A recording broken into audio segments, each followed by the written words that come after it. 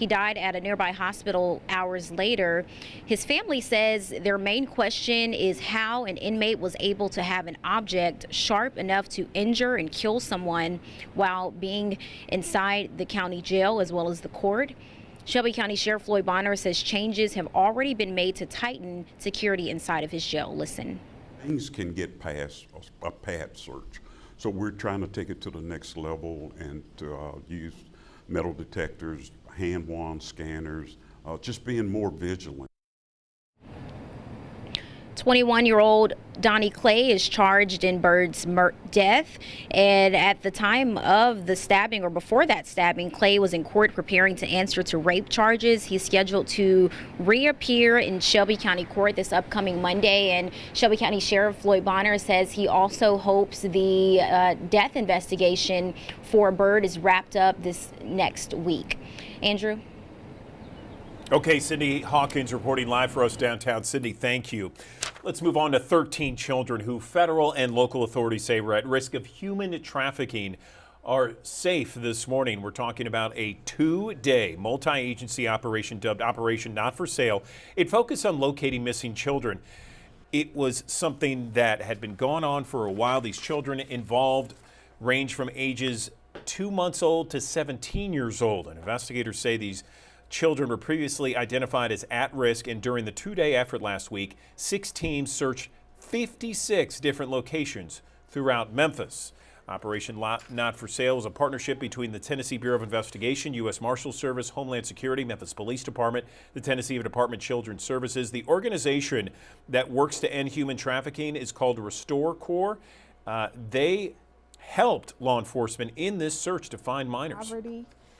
There may be a lot of crime, there may be low education attainment. You know, those areas are areas that traffickers are going to just have their hands on, because they know that individuals in those communities are needing things for survival. That's Cozy Hale, you just heard from. Of the 13 children, most were female. She also says Restore Corps has dealt with about 130 minor referrals for human trafficking this year. In a statement, Memphis Police Chief C.J. Davis said, quote, "It's a good feeling to know that we're putting bad actors behind bars, but that sense of accomplishment is nothing compared to saving a missing child who is being exploited." And while Operation Not for Sale is complete, the effort to locate additional children is ongoing. You can report suspected human trafficking at any time by calling the Tennessee Human Trafficking Hotline, 855-55-TN-HTH. All right, an update to some news we brought you yesterday afternoon. A 2-year-old boy is the victim of a shooting that happened yesterday in Whitehaven here. This is a shooting call that happened at Belhaven Street after 1 o'clock in the afternoon. The child is in non-critical condition in the hospital. The police did tell us that the toddler was the 2-year-old was shot by another child in the home, believed to be a relative. A group of senators held a roundtable yesterday on Capitol Hill to learn more about the rise of anti-Semitism happening all across college campuses. Louisiana Senator Bill Cassidy led the Senate Health, Education, Labor, and Pensions Committee. They heard from students, faculty, education experts about what's happening on campuses and how the government can better protect Jewish students and ensure a safe learning environment for them. He says they'll use the information to help guide them on how to better protect Jewish students. It's my hope that what we learn from today's conversation will lead to further bipartisan oversight by this committee. I look forward to hearing from our panelists on how colleges, the Biden administration, and Congress can work to better protect Jewish students and ensure a safe learning environment for all. We have an update on the Riverfront Brawl in Montgomery, Alabama. You may remember this video. A captain has been accused of misdemeanor assault by one of the boaters charged in this. This happened back in August. It started after a group of people refused to move their boat so a riverboat could dock. A complaint said the captain hit the man first, which caused the fight. 5 other people have been charged in this case. Your MLGW bill could be on the rise. Thousands of MLGW customers across Shelby County one step closer to a rate hike in 2024. Memphis City Council voted yesterday to propose the increase on your electricity bill. The full council will need to vote on this. Some people believe a 12% hike on electricity spread out over 3 years is too much on top of what we pay. MLGW President and CEO Doug McGowan was asked if the hike is approved, would electricity bills ever go down? I would be foolish to tell you that there is ever an expectation that the rates would go back down. I don't know across history where other utilities have done that successfully. I could tell you that sure, I could do a temporary rate decrease only to come back the very next year and have to increase the rate. Also up for discussion, the purchase of a new $27 million communication system to allow for power distribution automation. Both the proposed rate hike and the communication system purchase moved to the full council on November 21st. New court documents show the Tuohy family, the stars of the movie The Blind Side, paid Michael over $138,000 over more than a decade in profits from the movie. So the documents were filed by Sean and Leanne Tuohy in Shelby County Probate Court. The records show that the payments were made in 10 installments between June 2007 and April of 2023. A judge ordered these financial accounting documents after Orr claimed that the Tuohys gave him no royalties from the film. We're back in 60 seconds with more on Action News 5's Digital Desk.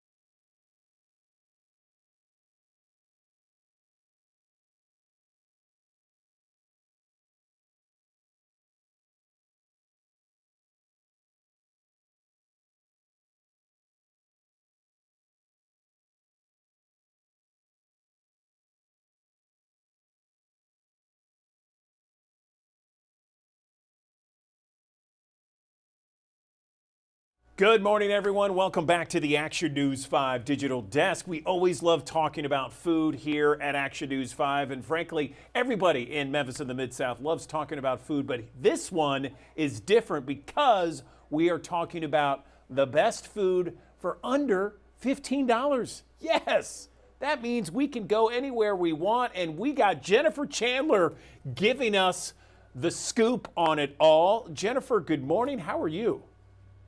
Good morning. I'm lovely this morning. And excited to talk about this topic because, everybody's pinching pennies these days a little bit. Yes. And I had the challenge to find the best, we're calling it cheap eats, which I hate that term because nothing is cheap about these eats that we're about to talk about except for the price tag. And because they are full of flavor and so good. And I went all over town and I came up with a list of what I call my 23 top cheap eats under $15 in the city of Memphis for 2023. Perfect. I mean, this is what the people demanded, and Jennifer Chandler's delivering. Let's go. Yeah, and I will say, there are things on this list that are, you would expect. Tops Barbecue is on this list. I mean, their Fireman Burger, which is the burger that has like the pork on top and the slaw that's, like the best of both worlds, that's well under $10 for your meal. Bryant's, for breakfast is on there. The Highland Super Sub Shop that has those giant subs that are, really inexpensive. For barbecue, Payne's, that iconic Payne's barbecue sandwich is under $10.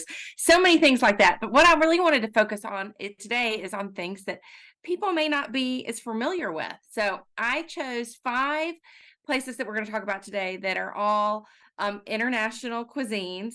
So you can kind of think about for, if you went to all 5, I don't know my math very well, but 15 times 5, I mean, be a lot cheaper than traveling around the world. And you can have some really authentic, great food for, less money than you would on a plane trip. So don't worry. Dirk said one. there would be no math here. We're not going to have any math for you, Jennifer. We just want to hear about the eats. So the first one on my list is Bala Bistro. So it's in Whitehaven, and Bala Tonkora is, such a great guy and such a talented chef. And he has an African restaurant in Whitehaven. It's on Elvis Presley Boulevard. It's his second location. He used to be in another place on Whitehaven, but he's now moved to a larger space, I think about a year and a half ago. But all his food is authentic, and it's just so much fun to go to and try something different that you haven't had before. And he makes it really easy. He has an a la carte menu where you can just order off the menu. But what he has, which is really special, is he has this kind of like hot buffet case where you can look at and you can pick exactly what you want. If you want to taste a little bit of this or a little bit of that, and you're not sure, if you want to try curry goat, but you want to have like a bite, you can try it. And what he does, and it's $9 a pound. So he basically charges this buffet that they serve it for you onto these plates. And I see all these wonderful dishes. This is the a la carte service, but you can get a plate full of all of these amazing foods. So you can kind of taste everything you've been curious about. And it's $9 a pound. And, a pound is a lot of food. So you can load up as much as you want or as little as you want. But Bala Bistro is definitely a place to check out in Whitehaven. It's just down the street from Graceland. Next on my list is Casa Perez. So most people think of Casa Perez as being a Mexican grocery store. And there's several locations around Memphis. The one I always go to is on Summer and Mendenhall. But in the back of the grocery store is this hidden little buffet counter, and they have all of these specialties, and at lunchtime it is $10.99 a plate. And I have to tell you, I have always brought home leftovers, and it is so much food, and it's amazing. Pictured here are these pork ribs. I think they're called it's like costilla. Again, my language skills are not so great. But it comes with all these great things. They have their homemade tortillas that come with it. You can get extra sauces. Recently, I picked up a whole half chicken in this kind of spicy rojo sauce. And it came with tortillas. And my husband and I had a lovely dinner that we split for $10.99. It was such a great deal.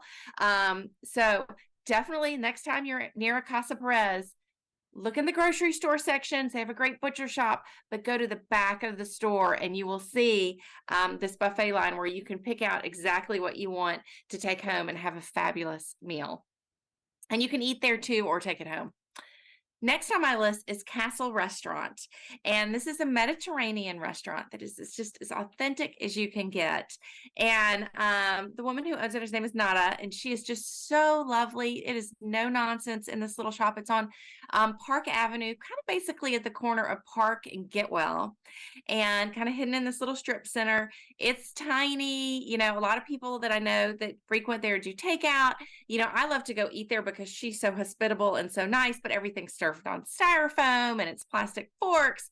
But boy, is this food so good. This is one of her chicken kebab dishes that you see here, and it's just delicious. And she serves it with her homemade tzatziki sauce. She has that lovely Greek salad with the tomatoes and the cucumbers. And one of the things, and that dish is $12.99. And again, it's a generous portion. But one of the things I always get is her vegetarian deal, which is $14.99. And it is a great sampler plate. It has hummus, it has baba ganoush, it has grape leaves, it has spanakopita, and it's a great kind of starter sampler platter or a vegetarian meal if you want to go that way. But definitely check out Castle Restaurant. It's a hidden little gem. And again, this place is tiny. If it is 1,000 square feet, I don't even think it is. But the food is great. And she also has some of my favorite gyros in town. It's a great little spot. So moving out east a little further is Mosa Asian Bistro. And this is a place a lot of people know about. The family that owns this had the Formosa restaurant, Chinese restaurant that was on Summer Avenue that was really popular in the 80s and 90s. And when they left and closed that, they went and opened this new bistro. And it is just really cool. And most people don't realize how affordable it is. It looks like when you go in, it looks like a very modern kind of cool space and you would think it would be expensive, and it's not. And one of my favorite things to get there is this wan ba soup.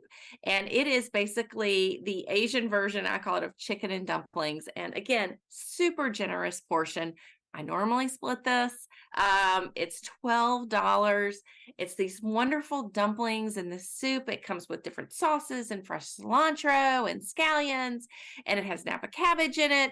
And it's just really flavorful. It's like such a good chicken soup. And as soon as the weather turns cooler, I will be getting this probably on a weekly basis. It's that good. And especially for $12. Great deal. So don't let the fact that Mosa Asian Bistro look like a fancy restaurant when you're coming up to it dissuade you for knowing that you can get $15 or less meals there.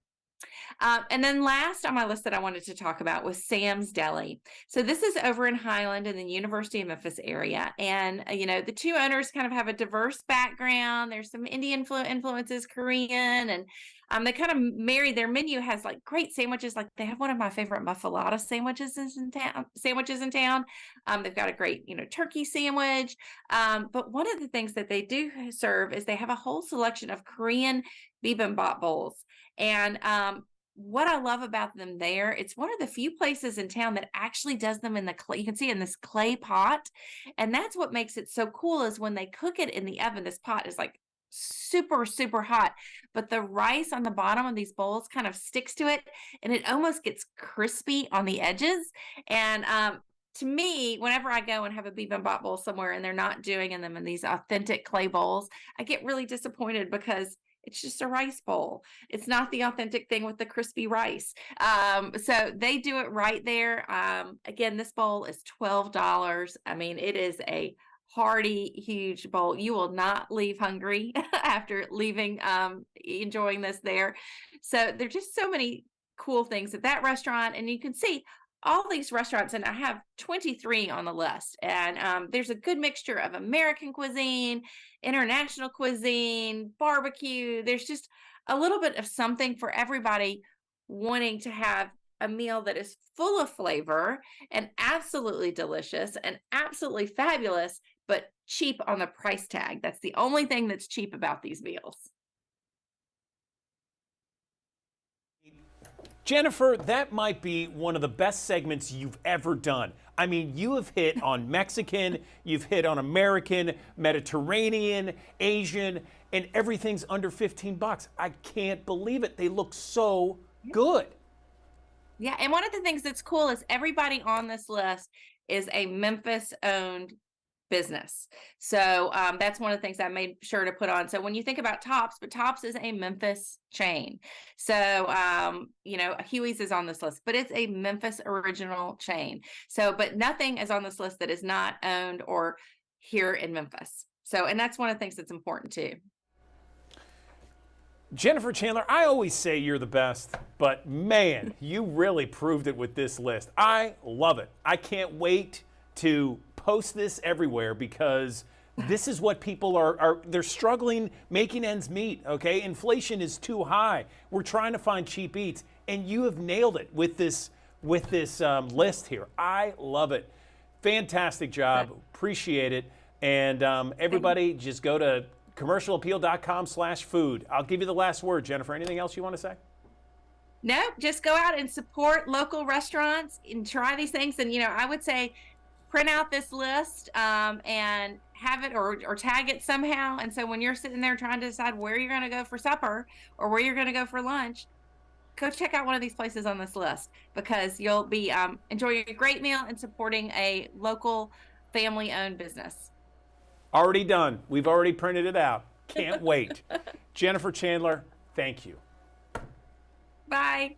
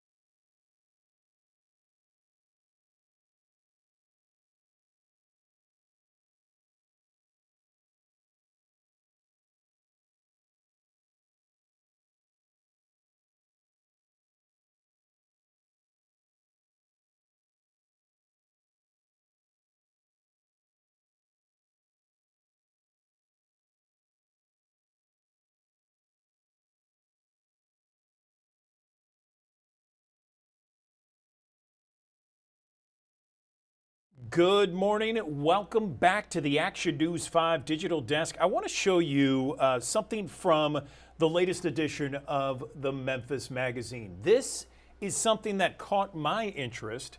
It's a whole story about a Memphis Wine Society, a new group seeks to bunch together local wine lovers for education and enjoyment.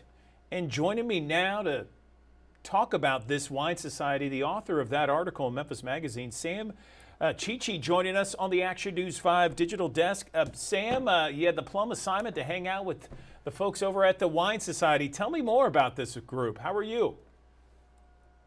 I'm good. Hope you're doing well today. Yeah, sometimes when I'm on here, you remind me of how difficult my job can be sometimes. This was certainly one of the tougher assignments. I just had a little note pop into my inbox one day about, going to the auto museum in the Edge District to try some wine. I'm like, hey, I'll check it out. And to my surprise, it was this whole new group just kind of dedicated to not just drinking and enjoying wine, but beginning programs to educate people on the hows and whys of wine, and what goes into it, what you can have it with, why it's such a big industry, and then almost from just an appreciation standpoint. And they got things rolling in October. So if you go to their website, memphiswinesociety.com, you can keep up to date with all the different programs they're going to be putting on, and there's quite a bit of stuff to look forward to, I think. Yeah, I was going to say, so this is a brand new organization, and doesn't take a genius to tell you that there's so many wine lovers all across Memphis and the Mid-South. When you talk to them, and I don't want to give the article away, but when you talk to them, was this something that they've been planning all along? Do they have tons of members, or was it informal for many years? I mean, how did it all come about? No, this is a very new venture. The man behind it, Norbert Maida, he came to town a couple of years ago. He was, one of the catalysts behind Wilson, Arkansas, just up the road, kind of redoing its whole programming with wine tastings, wine dinners, and then just all the cool events and festivals they have going on up there now. So he was involved with that for a couple of years and has a pretty long background in hospitality. So he just really liked the area, and he told me he was looking around. He looked at, big cultural things like barbecue, blues, beer, the 3 Bs that he called it. And he just thought he wanted a place to gather wine lovers because, like you said, that is a pretty robust community here in town. But, they, at least to my knowledge, they might not have, places to gather outside of, restaurants or stores with really good wine selections, and that's just kind of his drive. He wants to get the ball rolling with this thing. It's still pretty new. I think he's still looking to gather a lot of members, and he's partnering with local organizations to kind of make it a collaborative effort. So he's not looking to take business away from anybody. He's looking to just kind of uplift the local wine community and point people in the right direction, educate them on the kind of things they might like, what they want to look for, what kind of snacks or dinners you can have with wine. There really is a huge education component, and we haven't seen a ton of programming from them yet, but I think this is definitely something, if you're a wine lover or even just casually interested, he'll be happy to sit down with you and talk you through options and, point you in the direction of the right vintage. Yeah, I think a lot of people that enjoy wine, myself included, I have a wine connoisseur in my family, and they can pontificate about every single grape out there ad nauseum. They can talk about it forever. And but I do think that there are a lot of people that just love to just kind of swirl wine, taste it, and talk to others about it, what they like, what they don't like, what's a great food pairing, that sort of thing, and totally see how this could evolve into something much bigger. Did he mention, plans or what they have in store over the next, few months, year? Yeah, I think a lot of it is still in the works as they kind of gain momentum, but I believe their first launch event was a popcorn pairing partnered with Wolf River Popcorn Company, which had a bunch of different popcorn flavors and wine paired with that to kind of talk about how those flavors intermingle and accentuate each other. I believe they had a harvest dinner planned for early this month. And beyond that, I checked the schedule. I'm not sure if there's anything concrete yet, but as I mentioned earlier, I think it's something where you should just keep an eye on the website. And as they add more of these big dinners or pairings and tastings, and even seminars and classes on just the knowledge of wine, we should expect to see everything of that ilk going forward. Okay, and this is Sam Chichi's article in the latest edition of Memphis Magazine on newsstands now. Of course, memphismagazine.com as well. Anything else, Sam, before we let you go on the Memphis Wine Society? Yeah, I think there are going to be a lot of free events involved going forward. So, there's no pressure to sign up for a membership or anything like that if you don't want to right out of the gate. But I like wine, but I'm not a wine expert or a connoisseur by any means. But the event I attended, it was still a very, comfortable, welcoming environment where I was able to, drink some free wine and try some vintages that just aren't available in the Mid-South. That's another big component. They'll be bringing in stuff from all over the world to get people to try and broaden their horizons. So if you even have a casual interest in wine, I think it's well worth your time to look into this. He's got one of the best jobs in Memphis and the Mid-South, drinking wine for free on the job. Nice job, Sam Chichi. We appreciate your time, as always, on the digital desk. Thanks. Thanks, Andrew.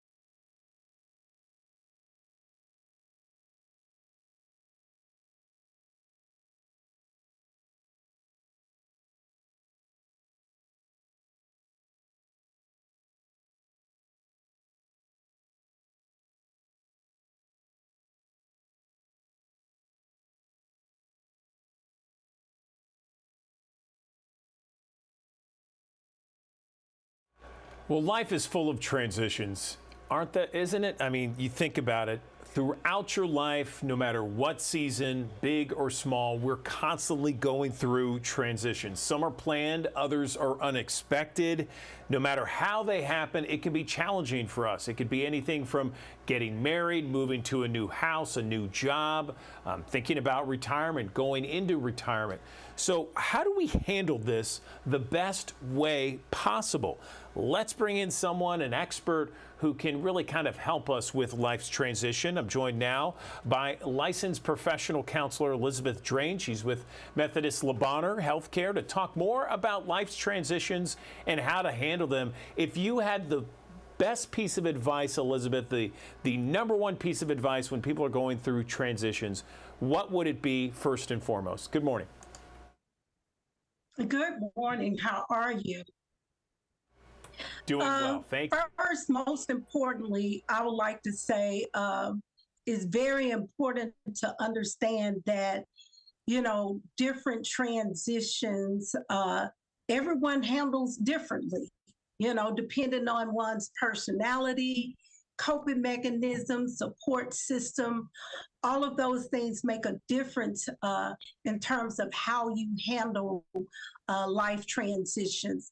However, I would like to discuss 8 coping strategies that can be implemented daily to assist you in navigating these challenges. Okay, so the first one I would say, accept change as a normal part of life. Transitions in life are the easiest for those who possess this attitude.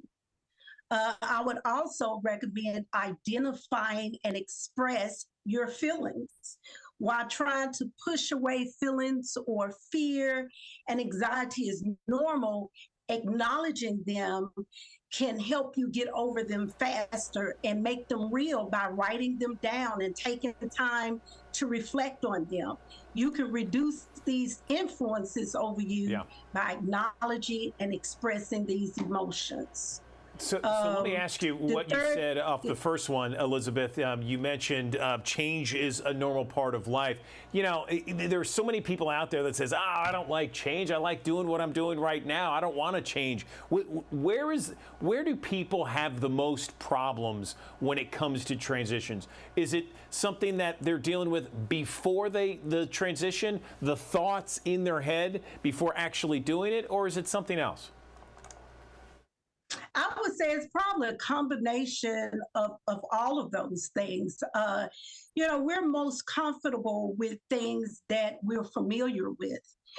And so when life throws us what I would call change or curveballs, things that we were not expecting, then it takes us out of our comfort zone. And so now we're having challenges navigating the change because it's unfamiliar to us. So absolutely. You know, I know you mentioned 8 coping strategies, and I want you to continue with that. But I do want to have a little dialogue here because I find it interesting that. You're right. I mean, like, we're all going through transitions. I mean, it doesn't matter. I mean, you know, raising children, of course, and buying a house, getting married, moving to a new city, starting a new job. I mean, everyone's going through that. And you mentioned, you know, right after accepting the fact that there's going to be change in your life, identifying your feelings and expressing your feelings. I mean, it's so important to just, you know, understand why you're feeling the way that you feel, right? Absolutely. When you can understand and process how you're feeling, why you're feeling those that way, then it makes it a little bit easier for you to cope or plan ahead and problem solve around those feelings that you're having. And as I mentioned, writing those feelings down gives you the opportunity to reflect on them. You know, oftentimes when we're thinking about things, we just reminisce over and over and over, and it just kind of stays stuck in our head. So when we put it on paper, it kind of makes things real, and it gives us the opportunity to process what we're thinking and not just think about it. I totally agree. So, so continue on with your list of 8 coping strategies. Okay, so the third one would be focus on the payoff. Consider the lesson you have taken away from previous transitions. Recall the steps you took and what you learned and achieved at each stage, such as changes can offer, you know, useful time to self-reflect, learning to overcome fears and dealing with uncertainty. So just kind of thinking about the payoff, can be helpful as well. Number 4, I would say kind of what we just spoke about. Expect to be uncomfortable. You know, a time of transition can be confusing. It is a normal feeling to feel insecure and anxious, but these feelings are part of the process and they will pass.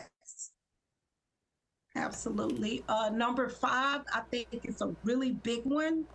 You know, stay sober. It is not a good idea to use alcohol or drugs at this difficult and confusing time.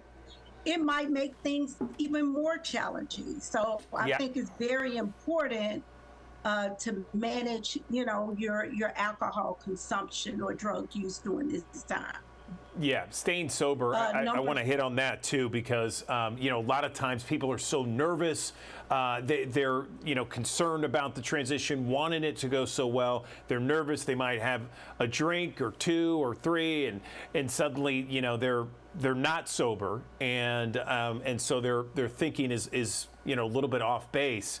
But staying sober is so important in these critical transitions. I love that. And then, you know, expecting it to be uncomfortable. I always tell people, including my kids, I always tell them, hey, look, that first year of being in a new city, a new job, you know, give yourself some time because it's going to take a while. You're going to be uncomfortable, but if you just focus on the tasks at hand, focus on the payoff, like you said, it's going to be okay. And staying sober and expect a little bit of uncomfortableness for a while, it'll come through in the end. But I'm enjoying these 8 strategies. Please continue. Okay, number 6, build your support system. You know, seek the support of your friends, your family members. Transition period is a great opportunity to seek a counselor's assistance. You know, and especially for someone that may have a limited support system, you know, the counselor can definitely help guide them through the transition process in a safe and supportive environment. Number 7, acknowledge what you are leaving behind. The first step toward accepting the new is accepting and letting go of the past to make room for the new. And then number 8 is normal to feel as though your life is out of control. Find one tiny thing you can control right now to help you feel more in control. Is there one aspect that you find people struggle with the most, Elizabeth? I would say managing their thoughts, you know, because our thoughts kind of drive every emotion, you know, feeling that we have. So I find that people struggle the most with managing the thoughts that they're having, which is why number 8 is really, really important. Because if you narrow that focus and focus on the thing that you can control, or even narrow it down to one tiny thing, then it gives you more of a sense of control over what's going on.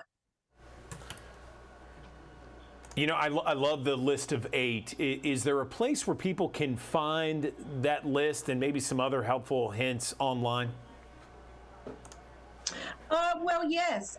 Go to the Methodist EAP website, and all of our newsletters are on there.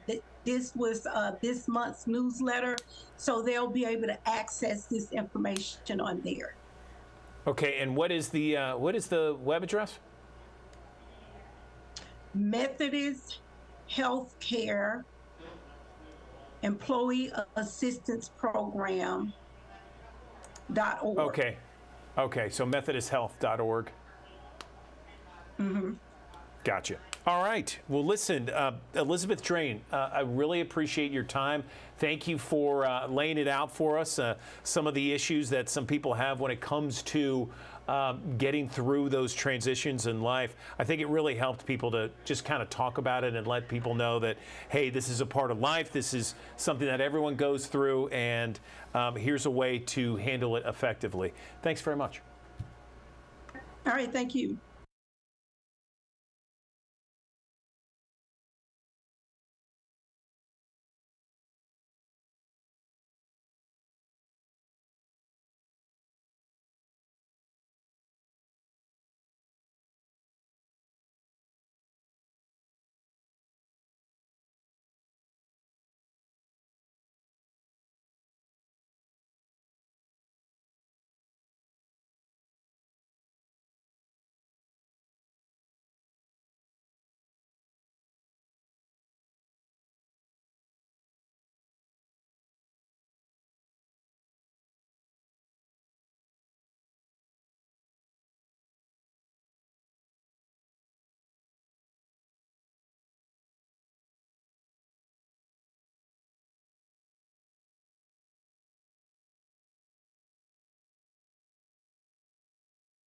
Well, it's National Hospice and Palliative Care Month. I'm joined now by Dr. Jeffrey Nelson. He is Director of Palliative Care for Regional One Health. Appreciate you joining us, Dr. Nelson. Tell us what is the definition of hospice, palliative care, and tell us the services that Regional One has to offer.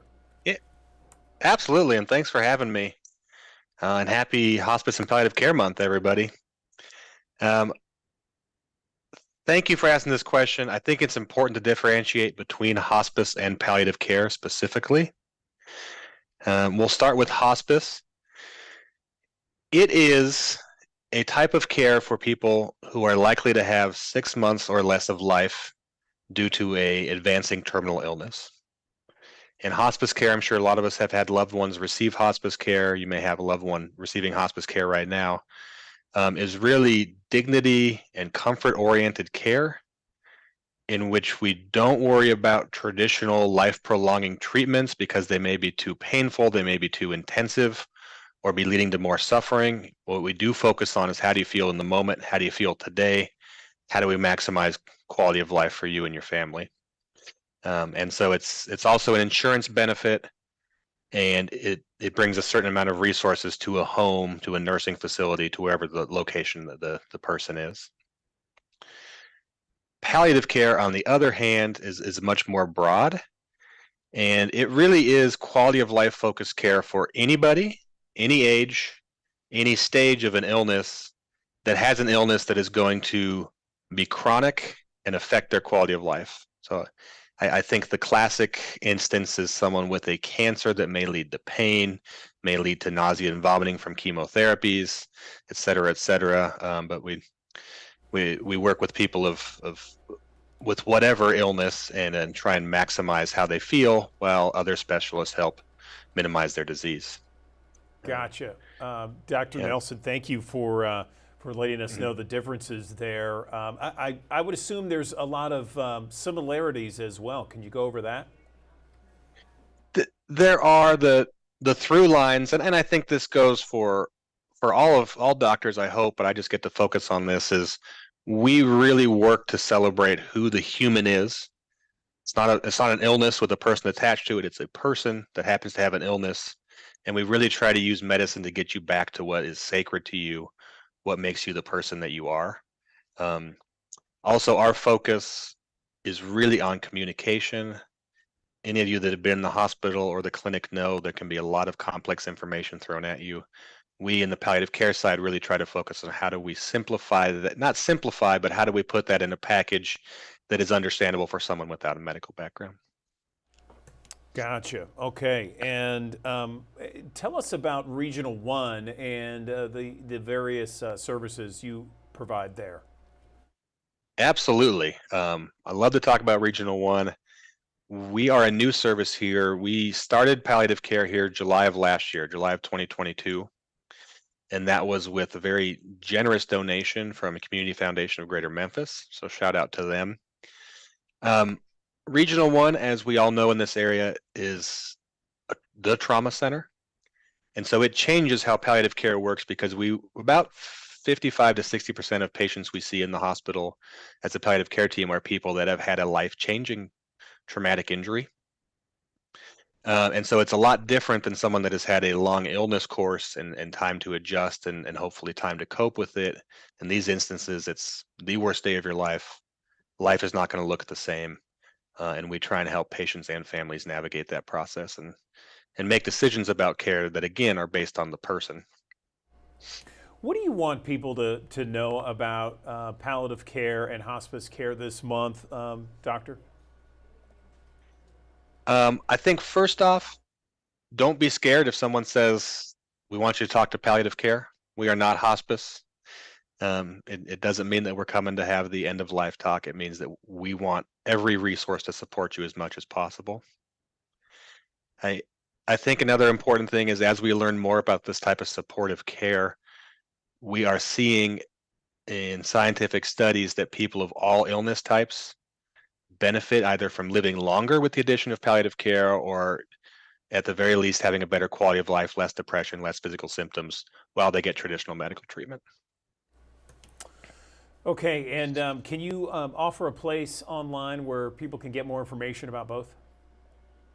Yes, absolutely. The National Academy it's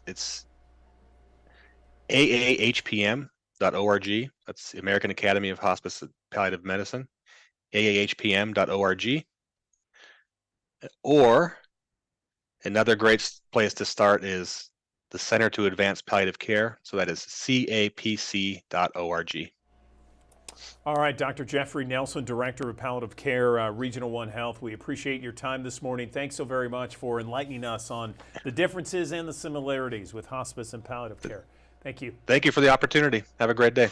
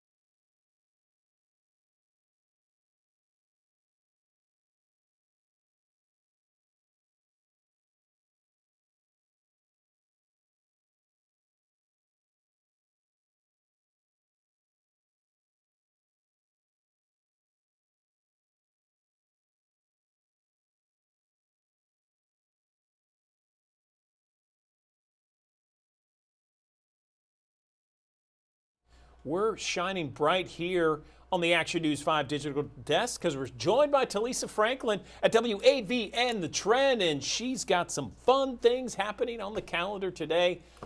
Talisa, how are you? I am wonderful. How are you? Doing fantastic. Just curious what you got going on this week. Well, you know, this week is all about the Church of God in Christ has returned to Memphis. And I know, like myself and so many others, we are so excited to have the Church of God in Christ back in our city. And I am double honored to be on this health and wellness journey.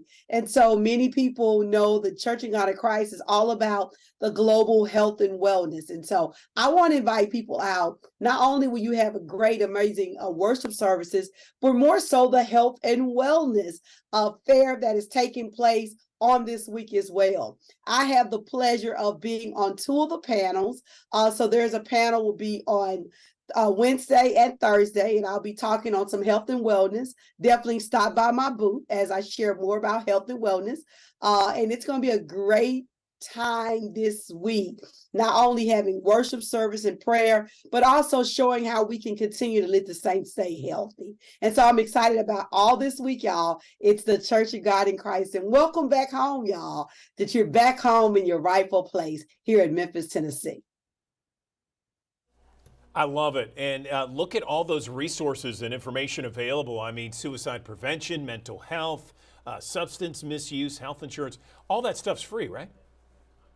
Absolutely free. All you gotta do is come out, and you don't even have to be say in the denomination of Church of God in Christ. You live in the city of Memphis, right? And you want to know more about health and wellness, right? Then come on down to the Renaissance Convention Center and get the information that you need. We're just grateful for all the people, of course, that's put this amazing program together. Love to the presiding bishop that cared enough to not only understand that we should pray, that we should worship, but we also should have our bodies well. And so this is a great effort of the entire Church of God in Christ. So anybody in Memphis, you have the opportunity to come out for this health and wellness fair that's happening this week in Memphis, Tennessee. Yes. All right. Well, Talisa, I know that there's some other things on the calendar. Did you want to hit on that? I do. I want to tell people, remind you, it is that time of the year again. It's the 27th annual Memphis Christmas Parade. Love to Miss Hazel Moore, that is doing an exceptional job. The event producer, Mr. Fred McWilliams, and so many others. To save the date, go ahead and put it on your calendar. This will be a date to remember. Saturday, November the 18th, 10 o'clock. You know, it's going to take over Whitehaven, and I'm excited to see you there. I will be there, and I'm excited to see all the smiley faces, especially our children, seeing the joy of Christmas. So, y'all, it's about that time. So go ahead and save the date. November the 18th, the 27th annual Memphis Christmas Parade happens in Whitehaven, Tennessee. That sounds amazing. It is the season, and I'm here for it. More positivity and more love just spread all across Memphis and the Mid-South. Love it, Talisa. Absolutely. Thank you so much. All right, love you too, brother. Bye-bye.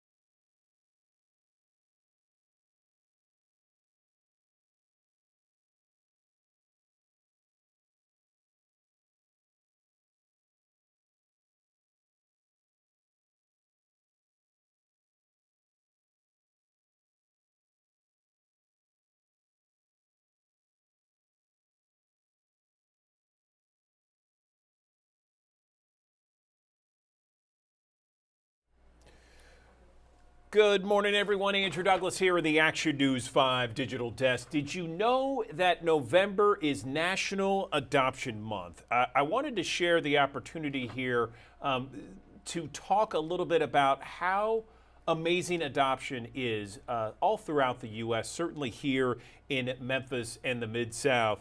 And I am joined now on the Action News 5 Digital Desk with Herbie Newell. He is President and Executive Director of Lifeline Children's Services. It's one of the largest adoption agencies in the country.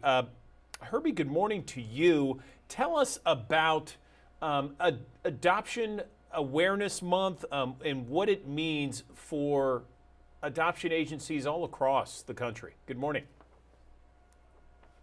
Good morning, and thanks for having me. And yes, like you said, November is National Foster Care and Adoption Month. And it's just a month that we want to take the time to make sure that the people in the United States of America and then locally, like in Memphis, know that there are children that need homes, orphans, vulnerable children, but also kids in our foster care system here in the state of Tennessee. And we want to make sure that ultimately families know of the need and have the opportunity to respond to that need, to be able to help these kids find a home, find permanence, and find rest and stability.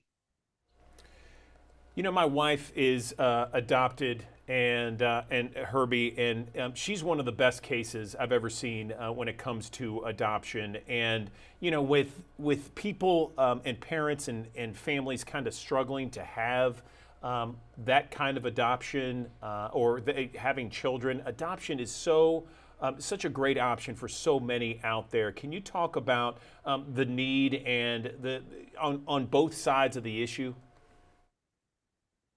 Yeah, absolutely. Certainly, as you even speak and testify of your wife, you know, there are families that struggle with infertility, and they want the blessing of a child.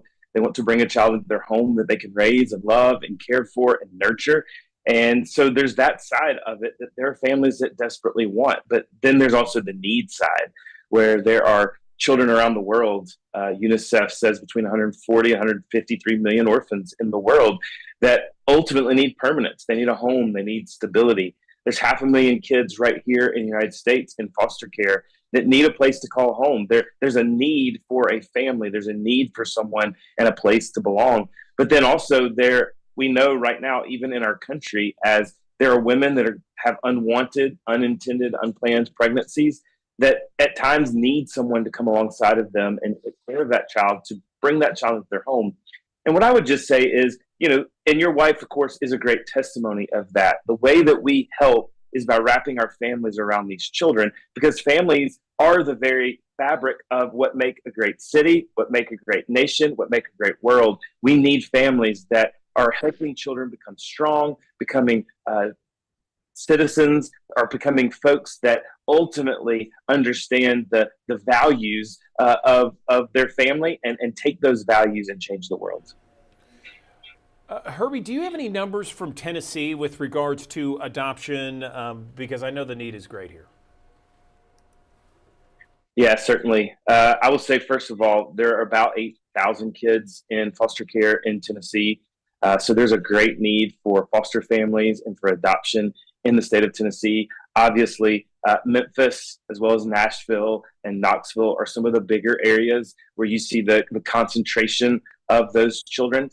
But also from an adoption standpoint, there are about, at any given time, I would say 3,000 to 4,000 adoptions that are happening in the state of Tennessee. Now, some of those are intercountry adoptions, some of those are domestic infant adoptions, and then some of those are relative adoptions. So where maybe a niece is adopted by her aunt or uncle, and then also you have foster to adopt. So as you can see, we're not seeing as much adoption to really meet the need that we have in the state.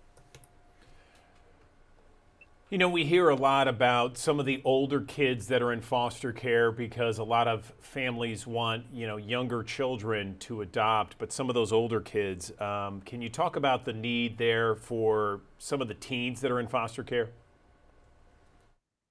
Yeah, for sure. You know, a lot of times when people think about adoption, they do think about a small newborn infant or a smaller child. The truth of the matter is our foster care system, not only in Tennessee, but throughout the United States, is mainly made up of teenagers who have gone from home to home, who've been bounced in and out of foster care, teenagers who need support, teenagers who need someone who's going to help them be able to think and to be able to dream about their future. And so at Lifeline, we have lots of ways to get engaged with these teens. And I would love to invite anyone that's to say maybe you can take the next step. One of the things that we're doing is called Heritage Builders, where we're actually wrapping around these teenagers who may not be adopted, who might age out of foster care, but helping them get a mentor, have a family that will bring them in for meals and support, guidance, but ultimately to help these teens be able to see a future that really right now may seem unimaginable. But then also we do need parents that say, you know what, I may be at a place, maybe you're an empty nester, or maybe you've raised teens in the past and you say, I would be willing to bring a teenager into my home to show them love, support, and stability. And ultimately, that's what we need for these teenagers, because the stats are staggering. Those teenagers that age out of foster care, that don't have any type of intervention, that don't have any type of job preparedness or education, they end up actually repopulating next generation's foster system. And so if we don't intervene today, then we are sending this hurt and this pain down for generations to come. Thank you for the insight, Herbie. I appreciate that. Can you talk more about? I know you have to go through a process to be, an adoptive parent and an adoptive family. Can you talk a little bit about the expenses involved in that? I don't know how much something like that costs. Yeah, for sure. So there's a lot of different costs associated with the type of adoption that somebody might seek. So the first thing that I would say is if somebody does feel led to adopt from the state of Tennessee, or are imagining that there may be folks that are listening that are from Mississippi, the state of Mississippi, there are no costs to adopt or to foster out of foster care when you're working directly with the state. That doesn't mean that it's free. It just means that it's underwritten by the taxpayers. The second type of adoption is intercountry adoption, and it can be relatively expensive because of the cost to travel, of the costs that go along the way to both our government for processing as well as to a foreign government for processing. I would say that an international adoption, while very expensive, starts around $24,000 and can go upwards to $35,000 to $40,000. Now that's all in from a legal process to travel to getting that preparation for that family. I would want any family to know that the U.S. government does give a tax credit that helps greatly with that, and there are lots of opportunities for grants. And then on the domestic infant adoption side, it's going to start anywhere from, I'd say, $15,000 to $24,000. And again, that's a lot, but a lot of what goes into that are the medical expenses, the legal expenses, the preparation expenses, as well as maybe any help that birth mother may need along the way through her pregnancy. And so that's a rough estimate of the cost. And just to say, every home study journey starts with a home study. And that home study is really just a preparation to make sure that your family has thought about what it means to bring a child from another home into your home, what the complexities of what you might need in your home, and to make sure that you're thinking through the needs of that child, but also the needs of your family. This has been so informative for the thousands of people who are joining us on the Action News 5 digital desk. Herbie, I'll give you the last word. Anything else you want to mention with regards to this?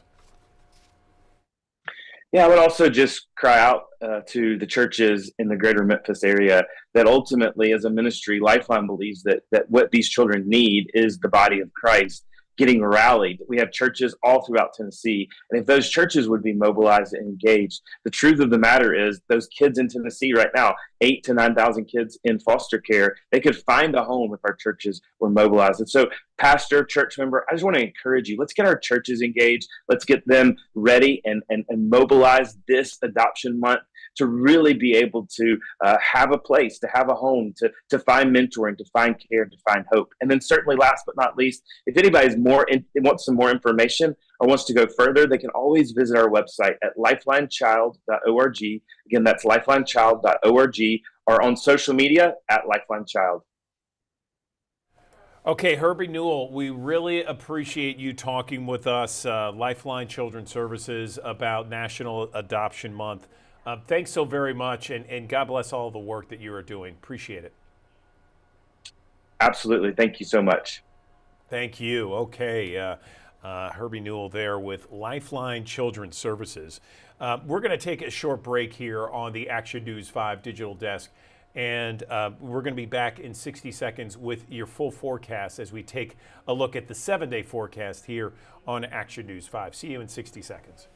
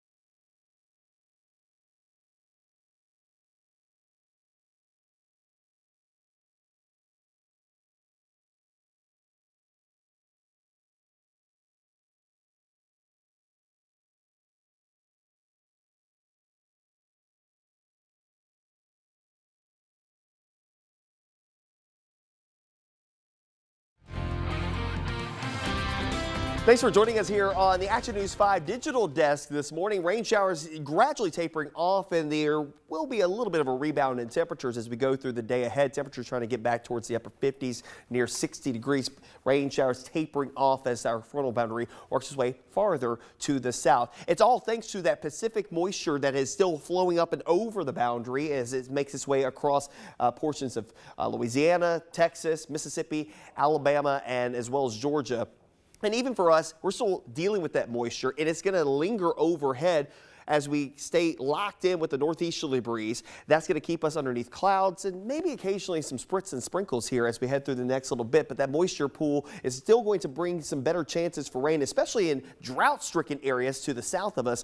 Of course, we're dealing with the drought as well, but it's even worse across portions of Mississippi and South Louisiana over the last couple of months. Now, as far as rainfall is concerned, we picked up a fair amount so far over the last 24 hours. Some spots here in southern portions of DeSoto County, northern Tate County, close to 1.5 inches to 2 inches of rainfall from last night. We had a couple of pockets there, over 1 inch in southern portions of Shelby County, northern Marshall, eastern DeSoto County as well, and stretching back over into Lee and Phillips counties as well. See over 1 inch in Helena, West Helena as well. So some spots picking up a fair amount of rainfall, some spots not nearly as much. Dyersburg only about 0.2 of an inch of rainfall over the last 24 hours. And for you guys, probably trending drier moving forward over the next few days. The rain showers tapering off and moving towards the south. That frontal boundary, though, has an impact in our forecast probably for the next 7 days. And that seems weird to say that, but it is true. The frontal boundary works its way down towards central Mississippi and kind of lays itself there as we head through tonight into tomorrow. So that will actually help to facilitate another area of low pressure to ride up and along that frontal boundary. That could lead us up to a couple of more clouds and even some rain chances as we head through the overnight period of your Saturday into Sunday. Speaking of Saturday, we'll start off with clouds mixing with a couple of breaks here and there. I think we are variably cloudy for your Saturday with temperatures towards the lower 60s. Now keep in mind that front still to the south. See the rain showers moving across portions of central Alabama. Well, guess what? Some of that may backwash into our area, and we may have a few showers across areas north and east Mississippi, east of I-55. So Oxford, Batesville, as well as Holly Springs and Ripley and Ashland and Corinth may catch a couple of isolated showers. Even for our friends in Selmer and Bolivar may catch a couple showers in West Tennessee. The farther west that you are, less of a chance for rain moving forward here in the next few days. And actually, eastern Arkansas, I think you're dry once we get past the rain here tonight, today rather. Sunday looks to be mostly dry for most of the area with a mixture of clouds and sunshine with temperatures that will top out generally in the 60s again. For Veterans Day on Saturday, again, variably cloudy skies, temperatures in the upper 40s early on towards 60 degrees by the end of the day. Rain during the day should be pretty much nil, but we may have that isolated shower chance mainly for the overnight period of your Saturday into early Sunday, all the while with a cool northeasterly breeze. Remember, I told you for the next 7 days, days, that frontal boundary is probably going to still be part of the forecast. Well, here it is stalling out across Florida, and then a new area of low pressure forms on the back side of it over across South Texas. And again, another area that needs some rainfall. They'll get a fair amount of it here as we head towards Sunday and Monday. This is Monday morning. That low working its way across the northern Gulf, but there's something that's blocking it. Remember that area of lower pressure wants to go poleward. It's just trying to transfer energy from one part of the atmosphere to the other part of the atmosphere, or one part of the world to the other part of the world. And usually goes poleward. So going from like the equator up towards the poles. Well, this area of low pressure is not going to be able to do that. It's not going to be able to gain latitude because of a blocking ridge of high pressure to the north of it. So what's going to ultimately happen? Well, that's going to scoot eastward, but it will backfill in clouds and even opportunities for showers heading into Tuesday and Wednesday of next week. That'll take us a little hit on temperatures during that time frame, and a little better chance that we could get some rain here as we head towards the latter half of your Tuesday into early Wednesday. The models are starting to flip in that direction. It's not fully there yet. There's still some iffiness in that part of the forecast we'll be watching here in the next few days. Now, eventually that area of high pressure will backfill on the western side of the area of low pressure and start to clear us out a little bit and actually help to warm us up as we head towards the middle and latter portion of next week. Of course, you can stay up to date with the very latest anytime on the Action News 5 First Alert Weather app. Download it in the Google Play Store and the Apple App Store. Upon the 7-day, 58 the high today. On average, some spots in the low 60s if you can get enough sunshine. But the rain should taper off here between now and about, say, 11 o'clock this morning. By lunchtime, we're pretty much done outside of maybe a spritz or sprinkle here or there. Near 60 degrees for a high on Saturday, middle 60s on Sunday. Rain chances will be best on the front side of the morning. I think by the afternoon we're all fine with a little bit more sunshine trying to poke through the clouds by the afternoon hours of Sunday. Monday as well, variably cloudy skies. We'll keep that murkiness going into next week. Better rain chances overnight Tuesday into Wednesday as that next system, as we mentioned, coming up out of the Gulf of Mexico, swinging past us, can bring us a little better chance for rain. But right now, a little iffiness on timing, placement, all those things as we are still several days out. But giving you a first alert to a little better rain chance coming into those time frames of late Tuesday into Wednesday of next week.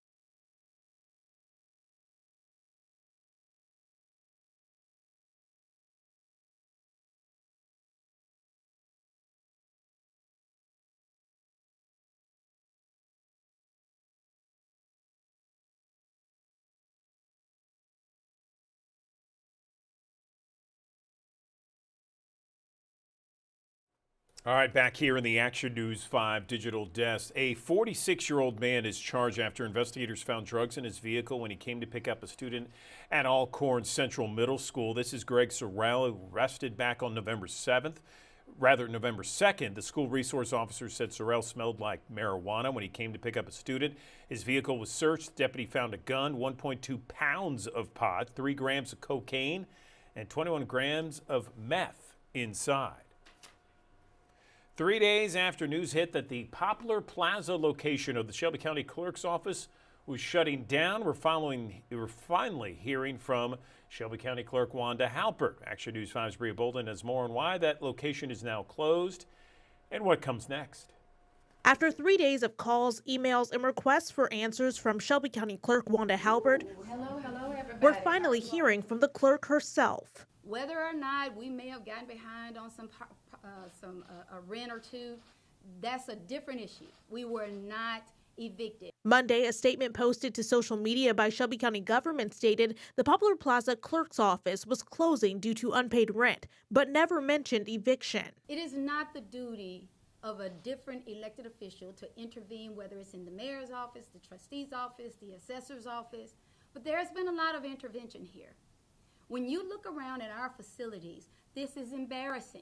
Action News 5 obtained a document that shows almost $10,000 of unpaid rent at the Poplar Plaza location. Halbert says they only missed 2 months of payments. She claims she is being retaliated against for discovering a document showing missing funds, but would not show us the document she was referring to. There are revenues that we could be using. During a county commission committee meeting Wednesday, the county trustees said they had not received the most recent financial report from Halbert, even though they're due on the 10th of every month. Halbert acknowledged Thursday they were behind. It is a matter of fact that our financials have been off, and because I am sensitive to the fact that I don't want to be accused of 1 cent missing, that we document every single penny, and that number is very different from what it used to look like.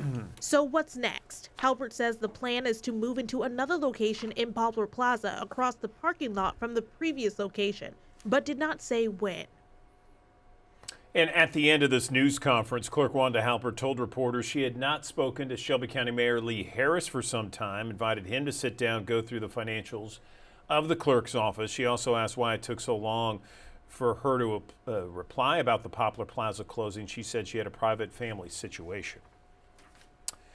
All right, well, you see them for regular cleanings, cavities, checkups, but what dentists do can have a huge impact on your health. And when they mess up, who's holding them accountable? Our national investigative team drilled into dental discipline across the country, discovering some dentists are allowed to hand in their licenses to avoid harsh punishments. Josie Sturman shows us the dental record. Use syringes, alcohol wipes, and bottle after bottle of IV drugs rarely given outside the operating room. That's what emergency responders found inside this Maryland home on the morning of January 26, 2022, the day 25-year-old Sarah Harris fatally overdosed. I knew on the phone when he told me, I knew he was responsible for it. The he in this tragic story is dentist James Ryan, the picture of professionalism in this promotional video touting his oral surgery clinic on YouTube. I'm James Ryan. Sarah Harris was first a patient in this smile-filled practice, then an employee, and eventually Ryan's girlfriend. That relationship turning the aspiring model into an addict and the prominent dentist into a prisoner, convicted of second-degree murder. He's a monster. Evil. Ryan's sinister acts, prosecutors say, included continuously supplying Sarah with potent injectable drugs diverted from his practice over the course of their year-long relationship, with text messages showing he even injected the former pageant queen with ketamine while she was sleeping. Every bit of light that she had in her, he destroyed it. But just days after Dr. Ryan was criminally charged with murder, the state dental board that's supposed to hold him accountable professionally made a surprising decision. What was your reaction to finding out that the dental board let him surrender his license? My blood boiled. I was furious. Rather than revoke or even suspend Ryan's license, Maryland's dental board allowed him to voluntarily turn it in. A move records show even gives him the option to try and get it back in just 2 years. On what planet is that not enough for them to say, you know, okay, this is, we're going to need to go ahead and revoke this because this is absolutely disgusting. But not entirely uncommon. Our national investigative team discovered dentists across the nation are often allowed to surrender their licenses rather than face more serious discipline like revocations or suspensions, even in cases with egregious misconduct. At least 50 of the more than 300 dentists whose records we looked at were given the option to hand in their dental licenses, following everything from DUIs to sexual misconduct in the office, coming to work intoxicated, gross negligence, infection control problems, diverting dental drugs for personal use, and even over-sedating patients. You need to be mindful and protect yourself and your family because monsters exist, and most of the time they're hiding in plain sight. For weeks, our team sought out industry experts, including attorneys who handled licensing and malpractice cases, expert witnesses, academics, and groups focused on dental ethics and education, trying to get reaction to our findings with no luck. The American Dental Association, the powerful lobbying group that helps to shape policies for dentists across the nation, refused our interview request. The American Association of Dental Boards, an umbrella group representing disciplinary boards in every state, never provided anyone to speak with us despite numerous attempts. And this was actually the last picture that we have as a family. For now, the Harris family is fine doing all the talking about a world they now want to change for Sarah, pushing for more transparency and oversight for dental boards and more attention on dentists with their own dental record. And that was Josie Sturman reporting attorneys for Dr. Ryan did not respond to emails or calls seeking comment. Maryland's dental board told our team it does not discuss board decisions. You worked hard. Well, the ongoing put Hollywood together, strike appears to be over and after have SAG-AFTRA and push actors for a reached a package. tentative agreement with major film and television studios for 118 days. Scripted movies and TV shows were abruptly halted. Both sides clashed on issues like wages and protecting actors from being replaced by artificial intelligence. It's hard to put together and have and push for a package that we felt comfortable with. And that's not an easy thing to do around AI because everyone is nervous about AI. There's a lot of prep work needs to be done before actors appear on the screen. All this coming on the heels of the Writers Guild strike, which ended September 27th. Both of these strikes, upcoming seasons for show like The Last of Us and White Lotus have been pushed back to 2025. All right, we're going to take a live look from our High Five camera in Midtown Memphis, 49 degrees at 8:27. More Action News 5's digital desk after this.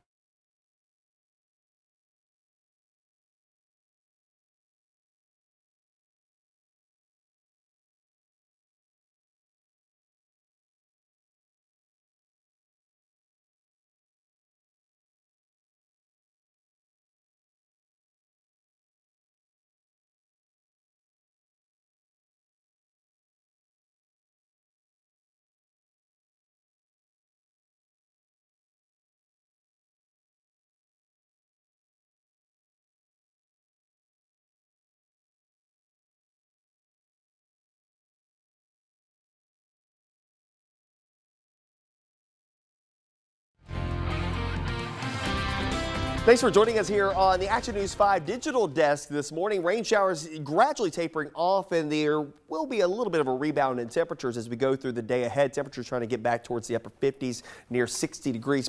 Rain showers tapering off as our frontal boundary works its way farther to the south. It's all thanks to that Pacific moisture that is still flowing up and over the boundary as it makes its way across portions of Louisiana, Texas, Mississippi, Alabama, and as well as Georgia. And even for us, we're still dealing with that moisture, and it's going to linger overhead as we stay locked in with the northeasterly breeze. That's going to keep us underneath clouds and maybe occasionally some spritz and sprinkles here as we head through the next little bit. But that moisture pool is still going to bring some better chances for rain, especially in drought-stricken areas to the south of us. Of course, we're dealing with the drought as well, but it's even worse across portions of Mississippi and South Louisiana over the last couple of months. Now, as far as rainfall is concerned, we picked up a fair amount so far over the last 24 hours. Some spots here in southern portions of DeSoto County, northern Tate County, close to 1.5 to 2 inches of rainfall from last night. We had a couple of pockets there, over an inch in southern portions of Shelby County, northern Marshall, eastern DeSoto County as well, and stretching back over into Lee and Phillips counties as well. See over an inch in Helena, West Helena as well. So some spots picking up a fair amount of rainfall, some spots not nearly as much. Dyersburg only about 0.2 of an inch of rainfall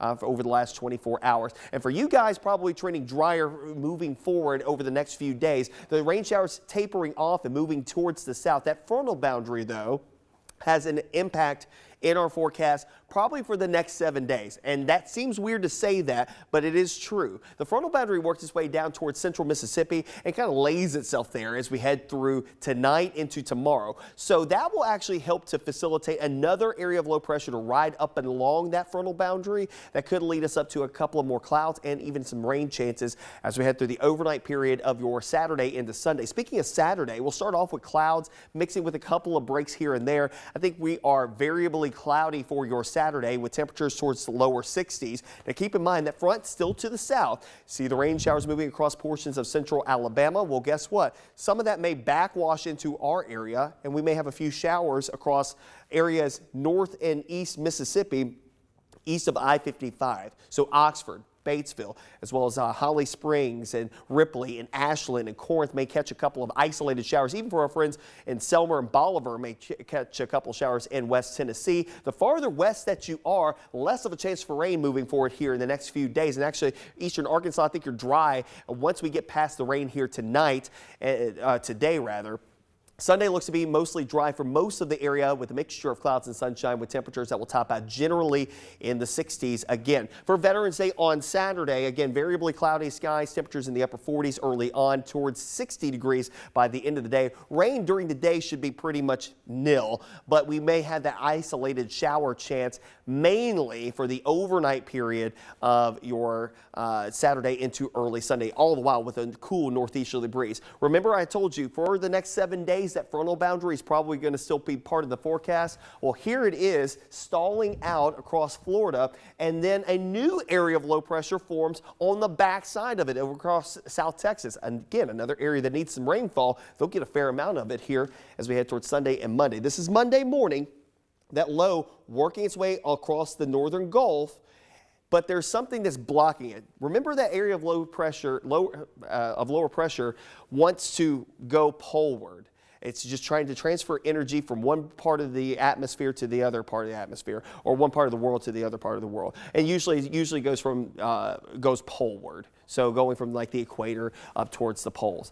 Well, this area of low pressure is not going to be able to do that. It's not going to be able to gain latitude because of a blocking ridge of high pressure to the north of it. So what's going to ultimately happen? Well, that's going to scoot eastward, but it will backfill in clouds and even opportunities for showers heading into Tuesday and Wednesday of next week. That'll take us a little hit on temperatures during that time frame, and a little better chance that we could get some rain here as we head towards the latter half of your Tuesday into early Wednesday. The models are starting to flip in that direction. It's not fully there yet. There's still some iffiness in that part of the forecast we'll be watching here in the next few days. Now, eventually that area of high pressure will backfill on the western side of the area of low pressure and start to clear us out a little bit and actually help to warm us up as we head towards the middle and latter portion of next week. Of course, you can stay up to date with the very latest anytime on the Action News 5 First Alert Weather app. Download it in the Google Play Store and the Apple App Store. Upon the 7-day, 58 the high today. On average, some spots in the low 60s if you can get enough sunshine. But the rain should taper off here between now and about, say, 11 o'clock this morning. By lunchtime, we're pretty much done outside of maybe a spritz or sprinkle here or there. Near 60 degrees for a high on Saturday, middle 60s on Sunday. Rain chances will be best on the front side of the morning. I think by the afternoon we're all fine with a little bit more sunshine trying to poke through the clouds by the afternoon hours of Sunday. Monday as well, variably cloudy skies, and we'll keep that murkiness going into next week. Better rain chances overnight Tuesday into Wednesday as that next system, as we mentioned, coming up out of the Gulf of Mexico, swinging past us, can bring us a little better chance for rain. But right now, a little iffiness on timing, placement, all those things as we are still several days out. But giving you a first alert to a little better rain chance coming into those time frames of late Tuesday into Wednesday of next week.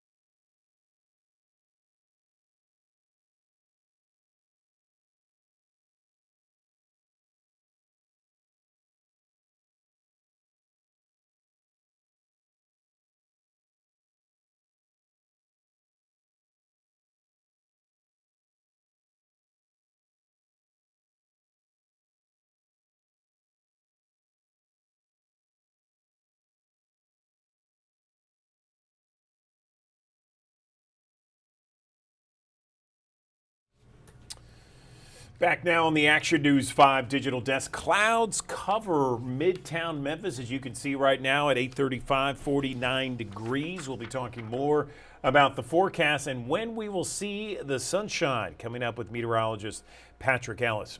All right, good news for downtowners there. You'll be finally able to drive down Riverside Drive starting on Monday, but there's still going to be some closures. So traffic between Union Avenue and Georgia Avenue Monday will open the road between 5 in the morning. It'll close again on Friday at 7 o'clock in the evening.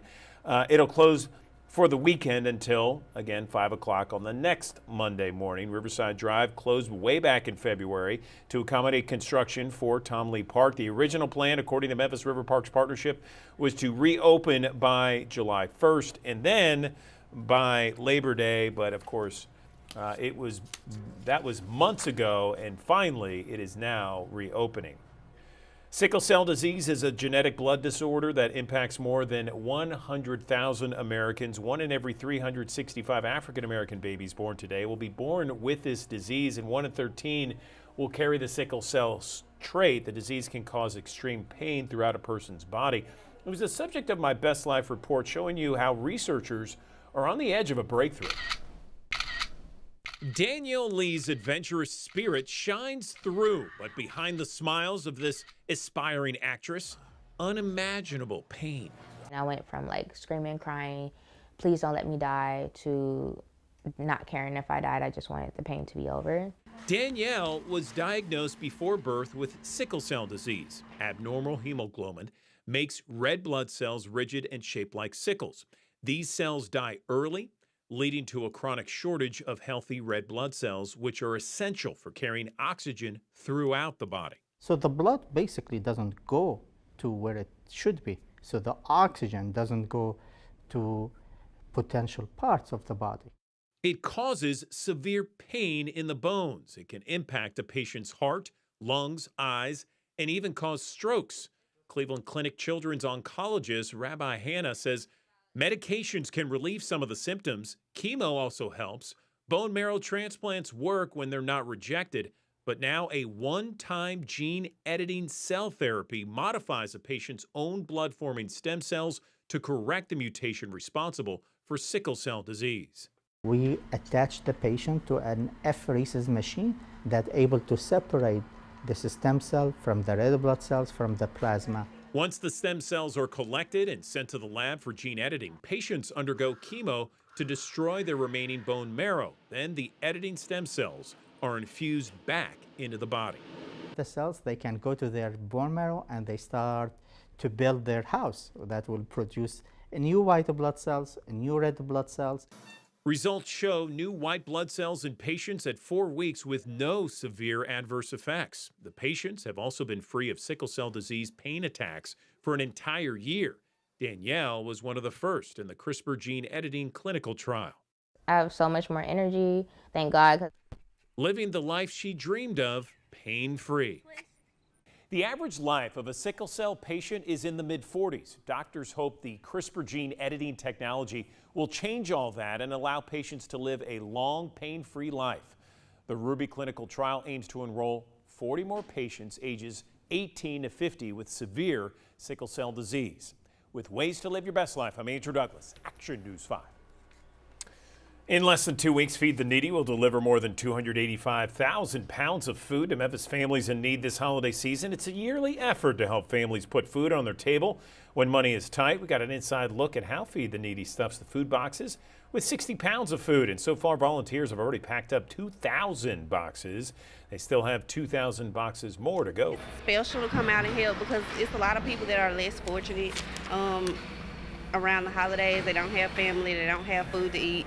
It feels good to come out and pack boxes for those families.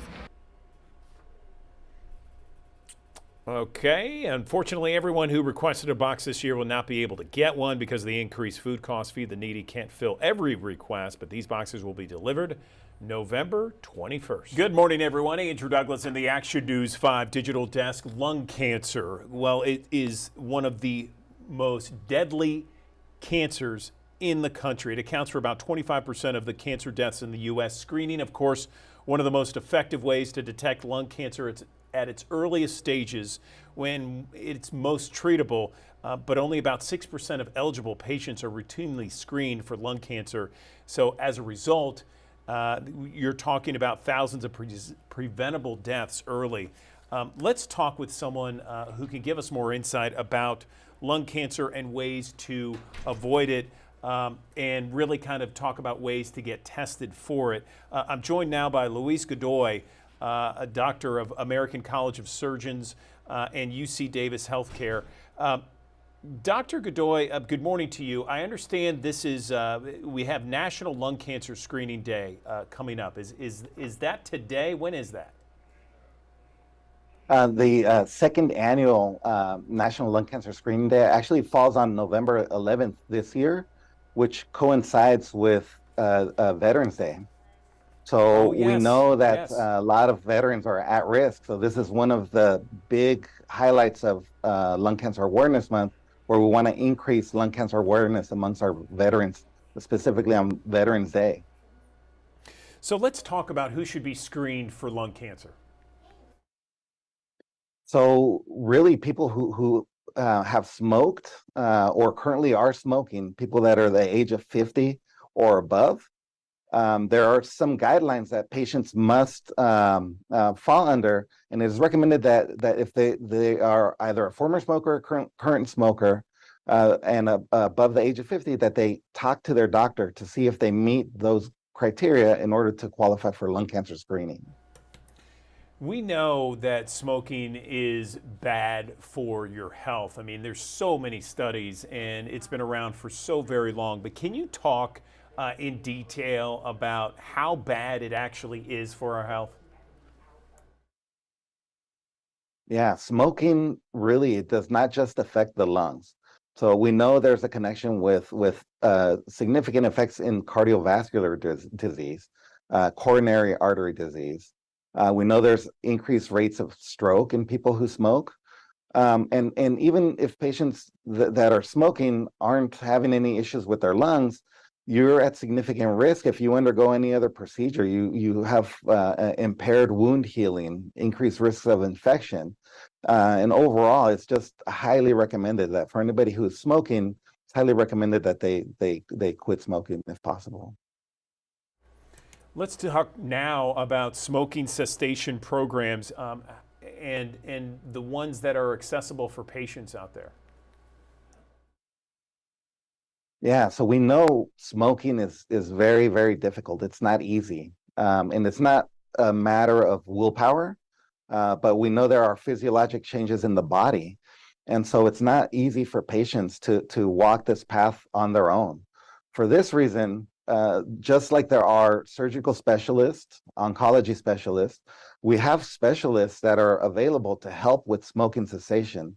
They use a variety of resources, including medication treatments, counseling, social support groups. So all of these resources are there and available for patients who are really interested in quitting smoking.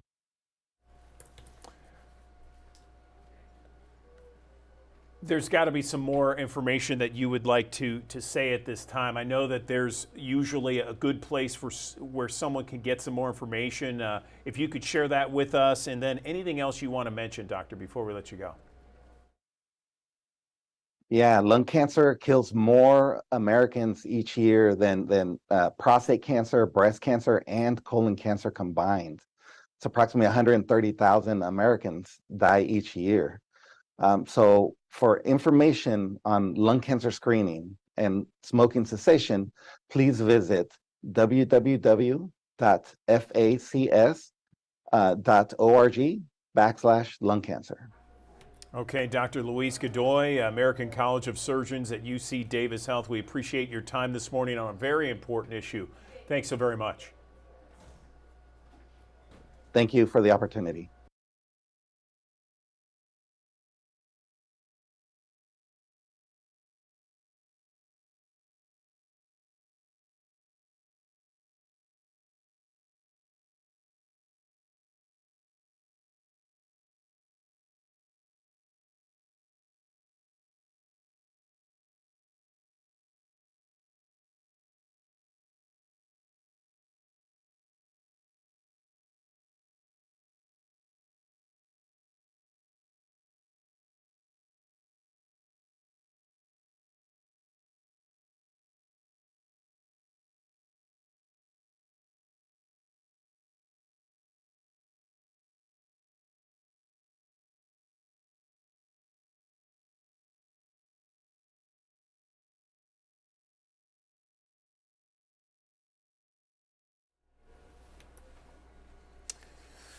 Welcome back to the Action News 5 Digital Desk. Looking ahead, there's a unique opportunity coming up that honors veterans through music. Songwriters are going to Tyronza, Arkansas to tell the stories about the struggles of those who fought for our country during an event set for Saturday. Tomorrow, veterans will be able to express their feelings that otherwise may be hidden.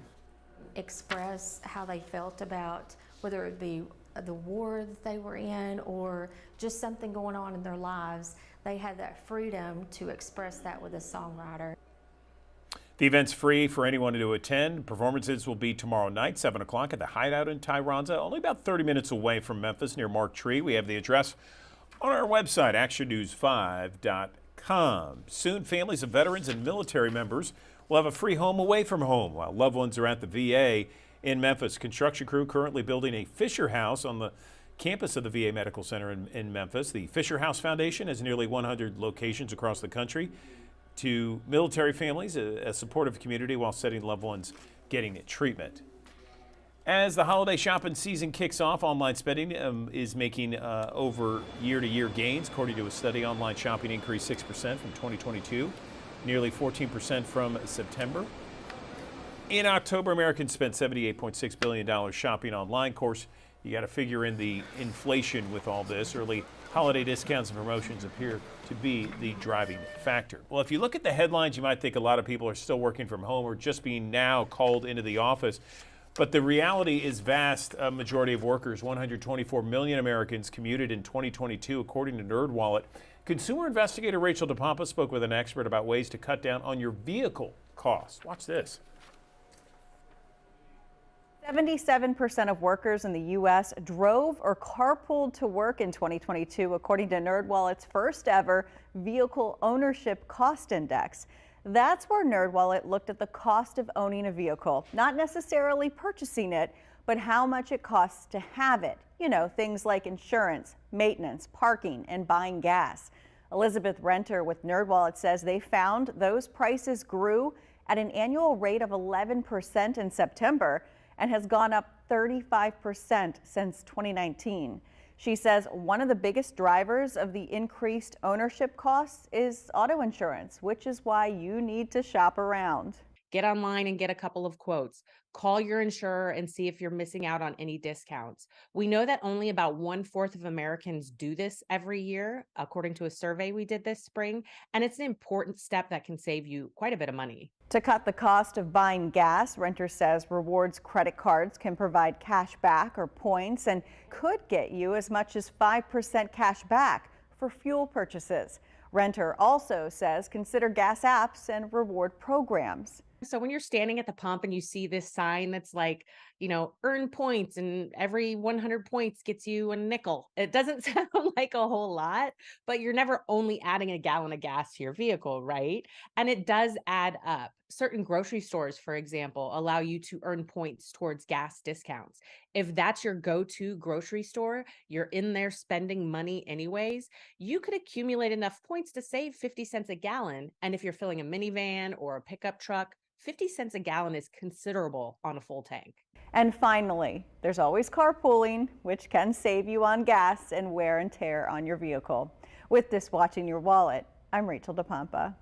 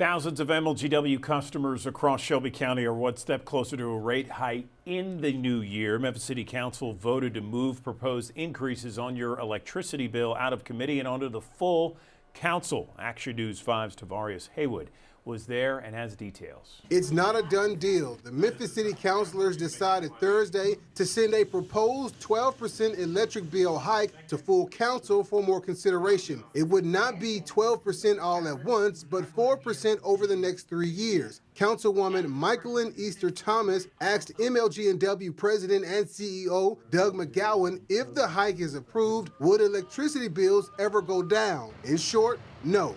I would be foolish to tell you that there is ever an expectation that the rates would go back down. I don't know across history where other utilities have done that successfully.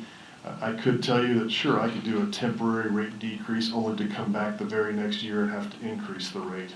Also up for long discussion, the purchase of a new communication system for MLG&W. McGowan says it will make the grid better, allowing for power distribution automation. And it does it without us having to take any action. The computer does it all for us.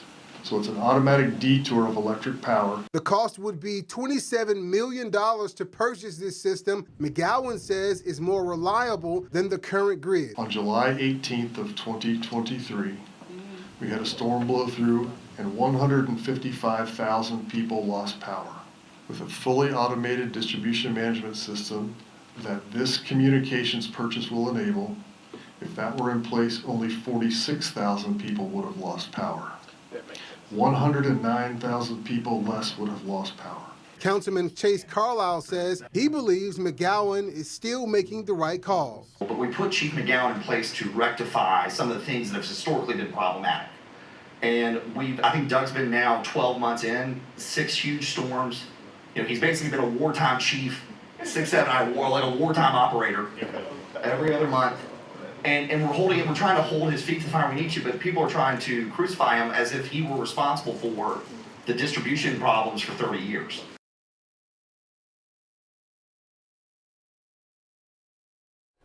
Okay, that was Tavarius Haywood reporting both the proposed rate hike and the communication system purchase that moves to the full Memphis City Council being discussed November 21st.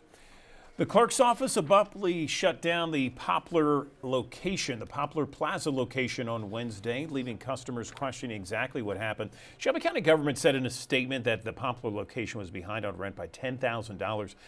Clerk Wanda Halpert says they were behind on a couple months of rent and says the real issue was the space was too small and violated safety codes. But Action News 5 obtained documents that said they were behind by more rent, over nearly $10,000 worth. The location on Poplar Plaza isn't the only office that's too small for volume of traffic, according to Halpert. She says serious upgrades need to occur. County leaders have denied millions of dollars, she claims, owed to her. It is not the duty of a different elected official to intervene, whether it's in the mayor's office, the trustee's office, the assessor's office, but there's been a lot of intervention here. When you look around at our facilities, this is embarrassing. These facilities have been here in this condition for the last 25, 30 years. There are revenues that we could be using, the commissions that belong to this office that we could be using to not even have these challenges, even downtown. I've got people working in closets. Okay, I want to let you know about Veterans Day tomorrow and some of the free opportunities for veterans. So MATA is offering free rides for veterans today. They say the rides will be on any MATA vehicle for veterans and active military members. They must show military ID. Let's talk about the Econo Lodge in Lakeland. It was demolished, and now a new development's in the works. We're talking about a new YMCA that'll be off I-40 and Canada Road. And Lakeland city leaders and people who live there say the building has been an eyesore for some time. Board of Commissioners bought the Econo Lodge Motel back in July, as well as property across from it. The Lakeland mayor spoke with us about what the new development will include. Listen. It's going to be a partnership with YMCA of Memphis and the Mid-South, and we're going to build not only daycare center, but a gym, recreation, lazy pool. It's going to be a great amenity for the citizens of Lakeland. Construction for the new center is estimated to cost $20 million. Memphis Intercity Rugby is hoping to get over $1 million to expand the program. It passed the first hurdle at the Shelby County Commission this week. Cindy Hawkins shares where the money will go if it receives full approval. We have 6 aye votes and 1 abstain. Thank you. The item goes down with a favorable recommendation. Memphis Intercity Rugby players are one step closer to their dream recreation space at the vacant Vance Middle School lot that includes a practice field and support space. Our goal for the expansion of the Memphis Intercity Rugby program is for this home field to become a symbol of hope and opportunity for our youth. Shelby County Commissioners gave their first approval of $1.1 million in funding for the sports team Wednesday, though some commissioners have concerns about allocating that amount of funds. I'm not saying that what you're doing is not honorable, that it's not impactful, but I'm just saying that there are additional consequences of just getting your $1.1 million without thinking about other Black and brown children across Shelby County who are not going to be able to have a white male figurehead sit up here and be able to broker a deal on their behalf. Shane Young is the co-founder of MICR. He says with the funding, they'd upgrade the playing field as well as add a plumbing system to that space. 20 feet to my left, we have a porta potty that's here for a month, and we just have to keep it here because before we would be driving kids to McDonald's anytime someone had to go to the bathroom. So just having a bathroom, running water here, our coaches are lugging Gatorade jugs and replacing them. MICR leaders say they currently have no plans to acquire the historic Vance Middle School lot owned and operated by Memphis Shelby County Schools with this funding. Commissioners asked to hear from an MSCS representative at the next meeting before receiving its next vote. Reporting in Memphis, Sydney Hawkins, Action News 5.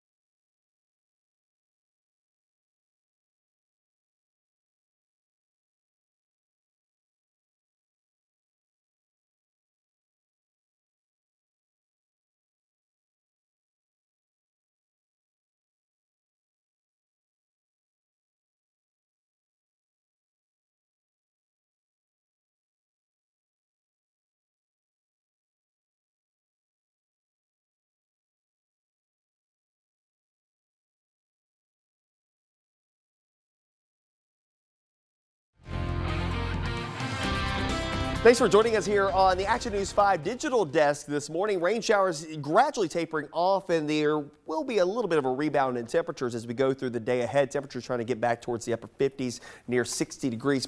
Rain showers tapering off as our frontal boundary works its way farther to the south. It's all thanks to that Pacific moisture that is still flowing up and over the boundary as it makes its way across portions of Louisiana, Texas, Mississippi, Alabama, and as well as Georgia. And even for us, we're still dealing with that moisture, and it's going to linger overhead as we stay locked in with the northeasterly breeze. That's going to keep us underneath clouds and maybe occasionally some spritz and sprinkles here as we head through the next little bit. But that moisture pool is still going to bring some better chances for rain, especially in drought-stricken areas to the south of us. Of course, we're dealing with the drought as well, but it's even worse across portions of Mississippi and South Louisiana over the last couple of months. Now, as far as rainfall is concerned, we picked up a fair amount so far over the last 24 hours. Some spots here in southern portions of DeSoto County, northern Tate County, close to 1.5 to 2 inches of rainfall from last night. We had a couple of pockets there, over an inch in southern portions of Shelby County, northern Marshall, eastern DeSoto County as well, and stretching back over into Lee and Phillips counties as well. See over an inch in Helena, West Helena as well. So some spots picking up a fair amount of rainfall, some spots not nearly as much. Dyersburg only about 0.2 of an inch of rainfall for over the last 24 hours. And for you guys, probably trending drier moving forward over the next few days. The rain showers tapering off and moving towards the south. That frontal boundary, though, has an impact in our forecast probably for the next 7 days. And that seems weird to say that, but it is true. The frontal boundary works its way down towards central Mississippi and kind of lays itself there as we head through tonight into tomorrow. So that will actually help to facilitate another area of low pressure to ride up and along that frontal boundary that could lead us up to a couple of more clouds and even some rain chances as we head through the overnight period of your Saturday into Sunday. Speaking of Saturday, we'll start off with clouds mixing with a couple of breaks here and there. I think we are variably cloudy for your Saturday with temperatures towards the lower 60s. Now keep in mind that front still to the south. See the rain showers moving across portions of central Alabama. Well, guess what? Some of that may backwash into our area, and we may have a few showers across areas north and east Mississippi, east of I-55. So Oxford, Batesville, as well as Holly Springs and Ripley and Ashland and Corinth may catch a couple of isolated showers. Even for our friends in Selmer and Bolivar may catch a couple showers in West Tennessee. The farther west that you are, less of a chance for rain moving forward here in the next few days. And actually, eastern Arkansas, I think you're dry once we get past the rain here tonight, today rather.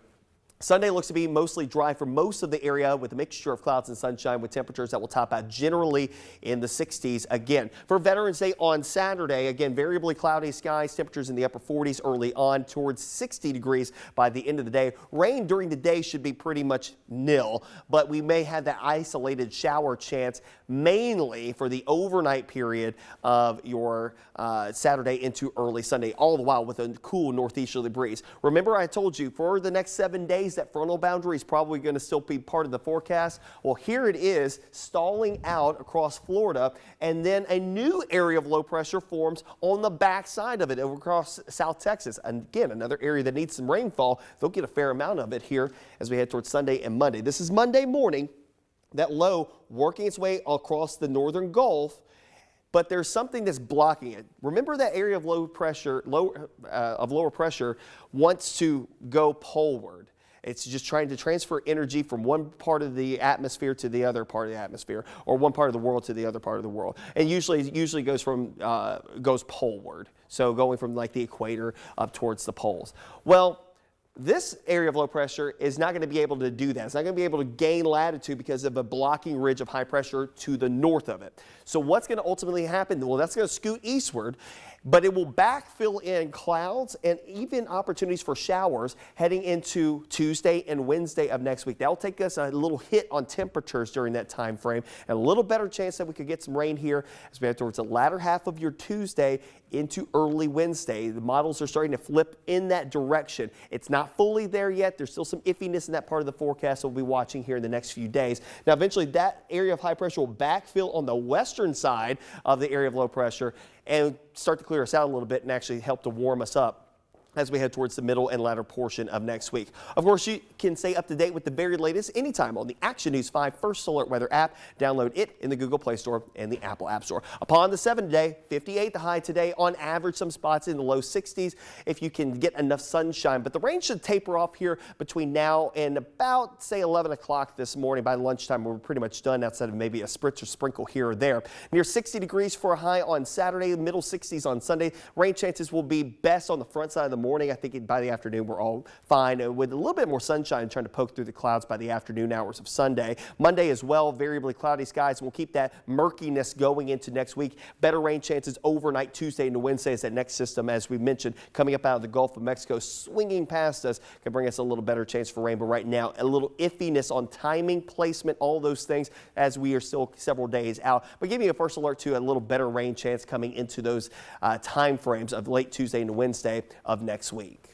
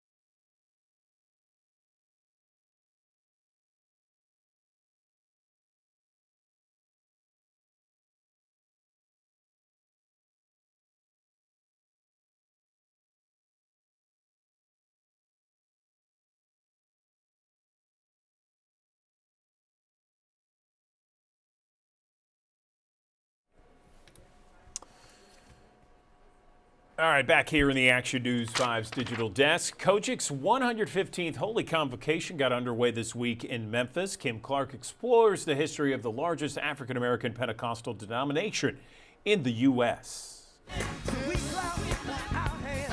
Well, it's a glorious gathering. The Saints are once again marching into Memphis for that glorious gathering, resplendent in stylish hats and attire for godly reasons. You're going to look good in the club, you ought to look better at church. Beauty is something that God does. He beautifies the meek with salvation. Bishop Brandon Porter is a former Church of God in Christ General Board member, leader of Greater Community Temple of Deliverance, and fourth-generation Kojik member. He describes the Bluff City as the church's base. I believe Memphis means a lot. It's our Mecca to the Church of God in Christ. They know it's our place of beginning. It's our world headquarters. And everybody needs a base, you know. Kojik was founded by former Baptist preacher Bishop Charles Harrison Mason, who in 1907 established the Church of God in Christ and its world headquarters in Memphis, while bringing what was then considered new Pentecostal teachings. We've been known to be kind of boisterous in our praise and our celebration of the Lord Jesus Christ.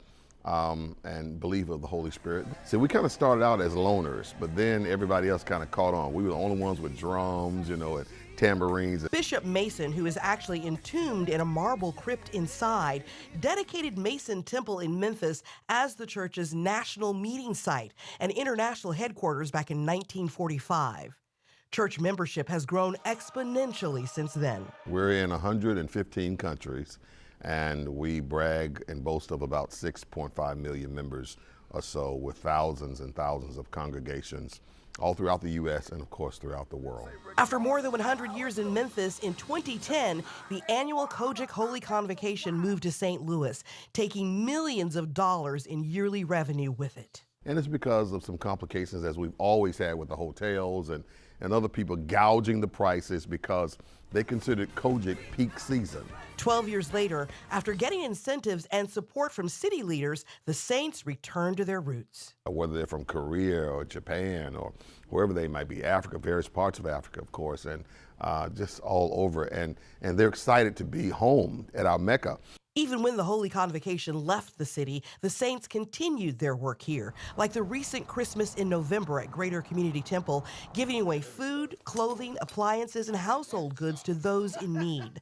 The church even provides housing for some of our most vulnerable. We partnered with the state of Tennessee to provide some additional housing that we had in the church for the young people that were in transition or in between getting permanent housing for foster care, because many of them were sleeping on the floors in the offices and so on. The church is also developing senior housing near Mason Temple. We're just trying to impact Memphis the best way we can, as well as in other parts of the country. The Church of God in Christ providing 115 years of sacred assembly and fellowship with a ministry that Bishop Porter describes as feeding a need and meeting it. Kim Clark, Action News 5. 1 in 4 Americans say they don't do a good job recycling, and they're confused about what can be recycled and what cannot be recycled. And so understanding the myths and truths about recycling and what really happens to those plastic bottles when you toss them in the recycle bin, let's bring in someone to help us through and kind of sift through all this fact versus fiction. I'm joined now by Jeremy Walters. He is Sustainability Ambassador with Republic Services. Jeremy joining us on the digital desk. Jeremy, good morning to you. Thanks for being here. Let's talk about, first off, the efforts to recycle and how important they are. Good morning. Good morning. Thanks for having me. Yeah, you know, recycling is so fundamentally important when we talk about sustainability, but we got to do it right. And so think about recyclables as just as valuable as natural resources in which they were originally derived. So make sure that you do recycle these things. They can find second, third, fourth, fifth life and beyond, but they have to go in the recycling bin. You know, I get this question all the time with my kids and certainly others, neighbors, that sort of thing. The type of plastics that are supposed to be in the recycle bin, it really varies, and sometimes people just don't know. Is there like one just umbrella rule that you could say, okay, when you have this type of plastic, put it in the bin? Yep, we can make it super simple. Don't focus on the numbers, just focus on the characteristic. Think rigid plastic containers. So that's going to encompass a whole bunch of different types of bottles, jugs, and tubs, but again, rigid plastic containers. That's a good, nice blanket kind of response there. I understand you have a number of different products in front of you. Are these all products that can be recycled? Yeah, definitely. Aside from the paper, the cardboard, the metal cans, these are the types of plastic that you should be placing in the recycling bin. All excellent for recycling. Not so much this stuff. The flexible plastic is where there's a lot of confusion. That wraps and tangles around the sorting equipment. So leave that stuff out and just focus on the good stuff. Got it. Okay, so rigid plastic, not the kind that just is always in motion, and those plastic bags. I hate those things. I always try to get paper when they ask paper or plastic at the grocery store. I'm always a paper kind of guy. Can you share some of the common myths when it comes to recycling, specifically recycling plastic? Yeah, one of the most common ones that I hear all the time is that plastics recycling just simply doesn't happen. If you throw your recyclables in the bin, then we just throw them away, and that couldn't be farther from the truth. There's a misleading statistic out there that says only 5% of plastic gets recycled, and while there's a layer of truth to that, it doesn't tell the whole story. Plastic is all around us, from the bumper of your car to the keyboard on your desk. Not everything can be recycled. So when we look at the stuff that can, like a bottle, it actually has a recycling rate closer to 30%. And while that's vastly better than 5, there's still room for improvement. And that's because we're only putting 3 out of 10 bottles in the recycling bin to begin with. So we got to make sure that we recycle all of them.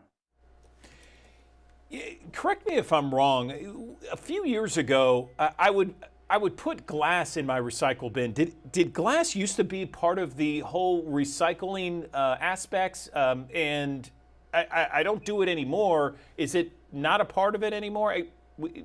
Can you give me some guidance on that? Yeah, so you'd want to check with whoever your specific service provider is on whether they accept glass in the commingled curbside bin. Some do curbside collection, but you have to put it in a separate bin. It depends on the processes at the recycling center where it goes. Glass is recyclable, but you also have to layer in the economics of it too. And once it goes through a recycling process, glass is heavy. And if there's no glass recycler within a few hundred miles of your municipality, the economics may not make sense. And then that's where maybe think about other ways to be more sustainable and reuse the glass. Good idea. Good idea. Okay, you mentioned just briefly some other things that are recyclables, cardboard, that sort of thing. Can you just kind of just run over maybe some bullet points of what other things can go in the recycle bin other than rigid plastic? Yeah, so metal food and beverage containers are great for recycling.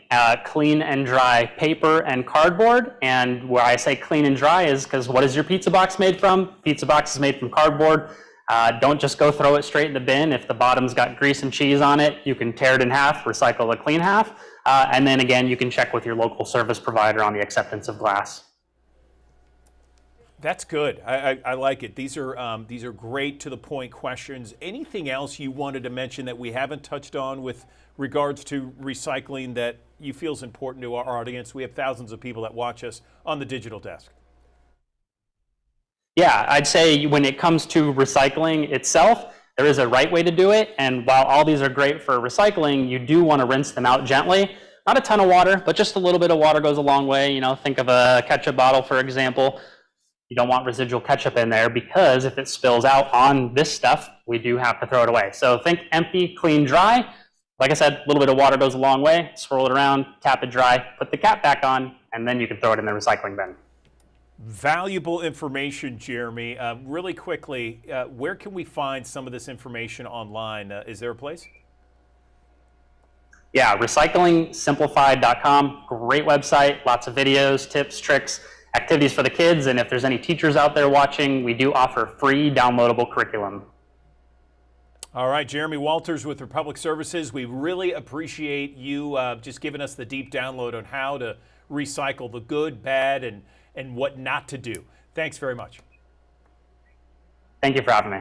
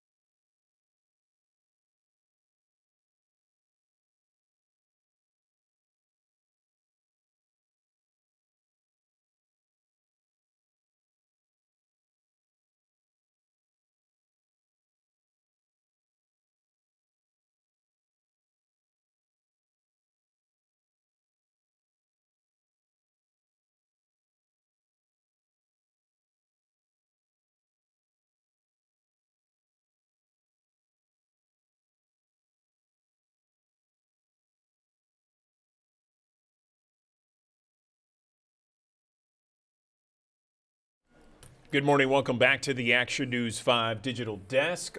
9:16 is the time. 50 degrees now in Midtown Memphis. You can see the sun is coming out on your Friday. Funeral services begin this weekend for the men killed outside the table in Whitehaven 2 weeks ago. One of the men was the owner, Alfonso Turner. He leaves behind a fiance, 4-month-old daughter. His service is set for tomorrow, Oak Grove Baptist Church at 11 o'clock in the morning. And then we got Tadarius Day. He's also was shot and killed after driving past the table. His funeral set for tomorrow, True Love Full Gospel Baptist Church off Raleigh Millington Road.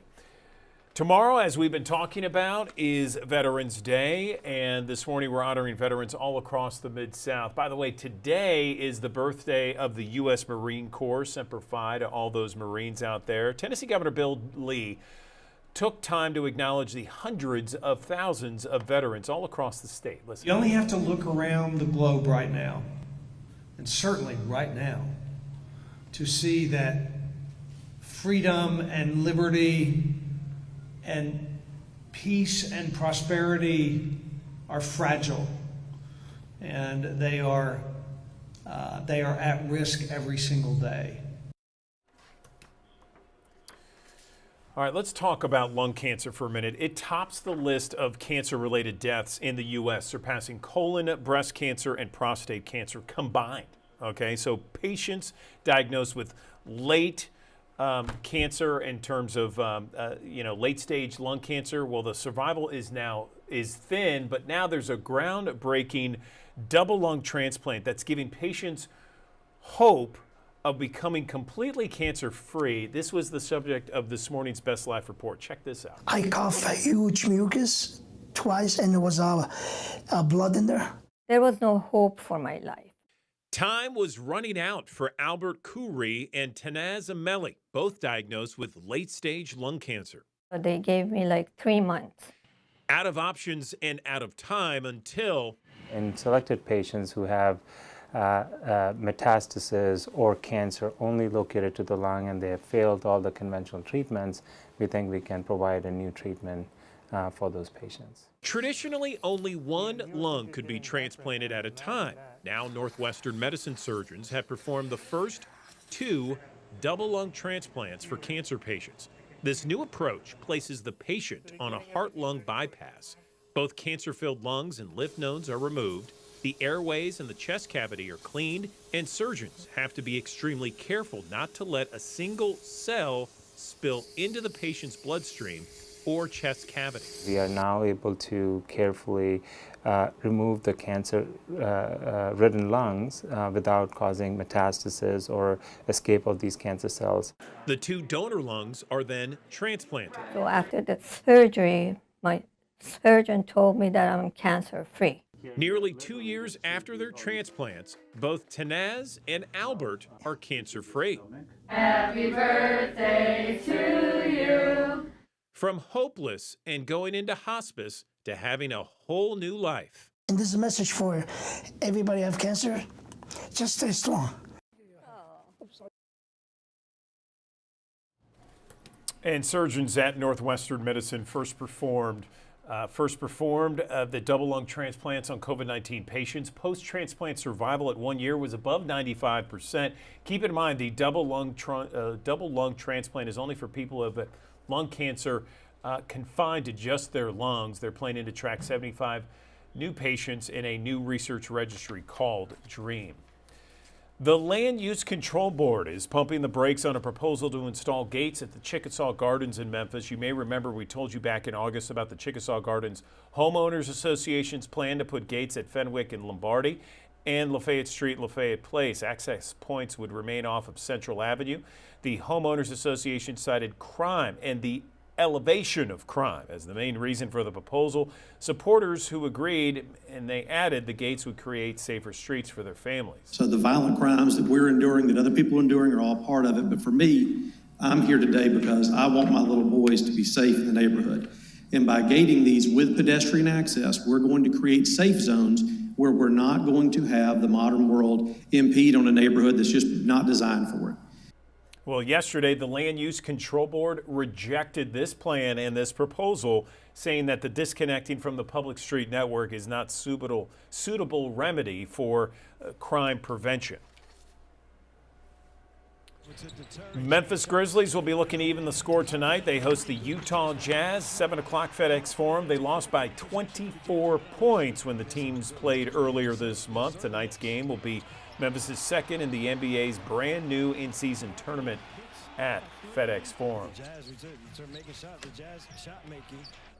All right, back here in the Action News 5 digital desk. According to the CDC, in 2022, 1 out of every 10 infants born in the U.S. were premature. Let's talk a little bit more and dive a little bit deeper into this number.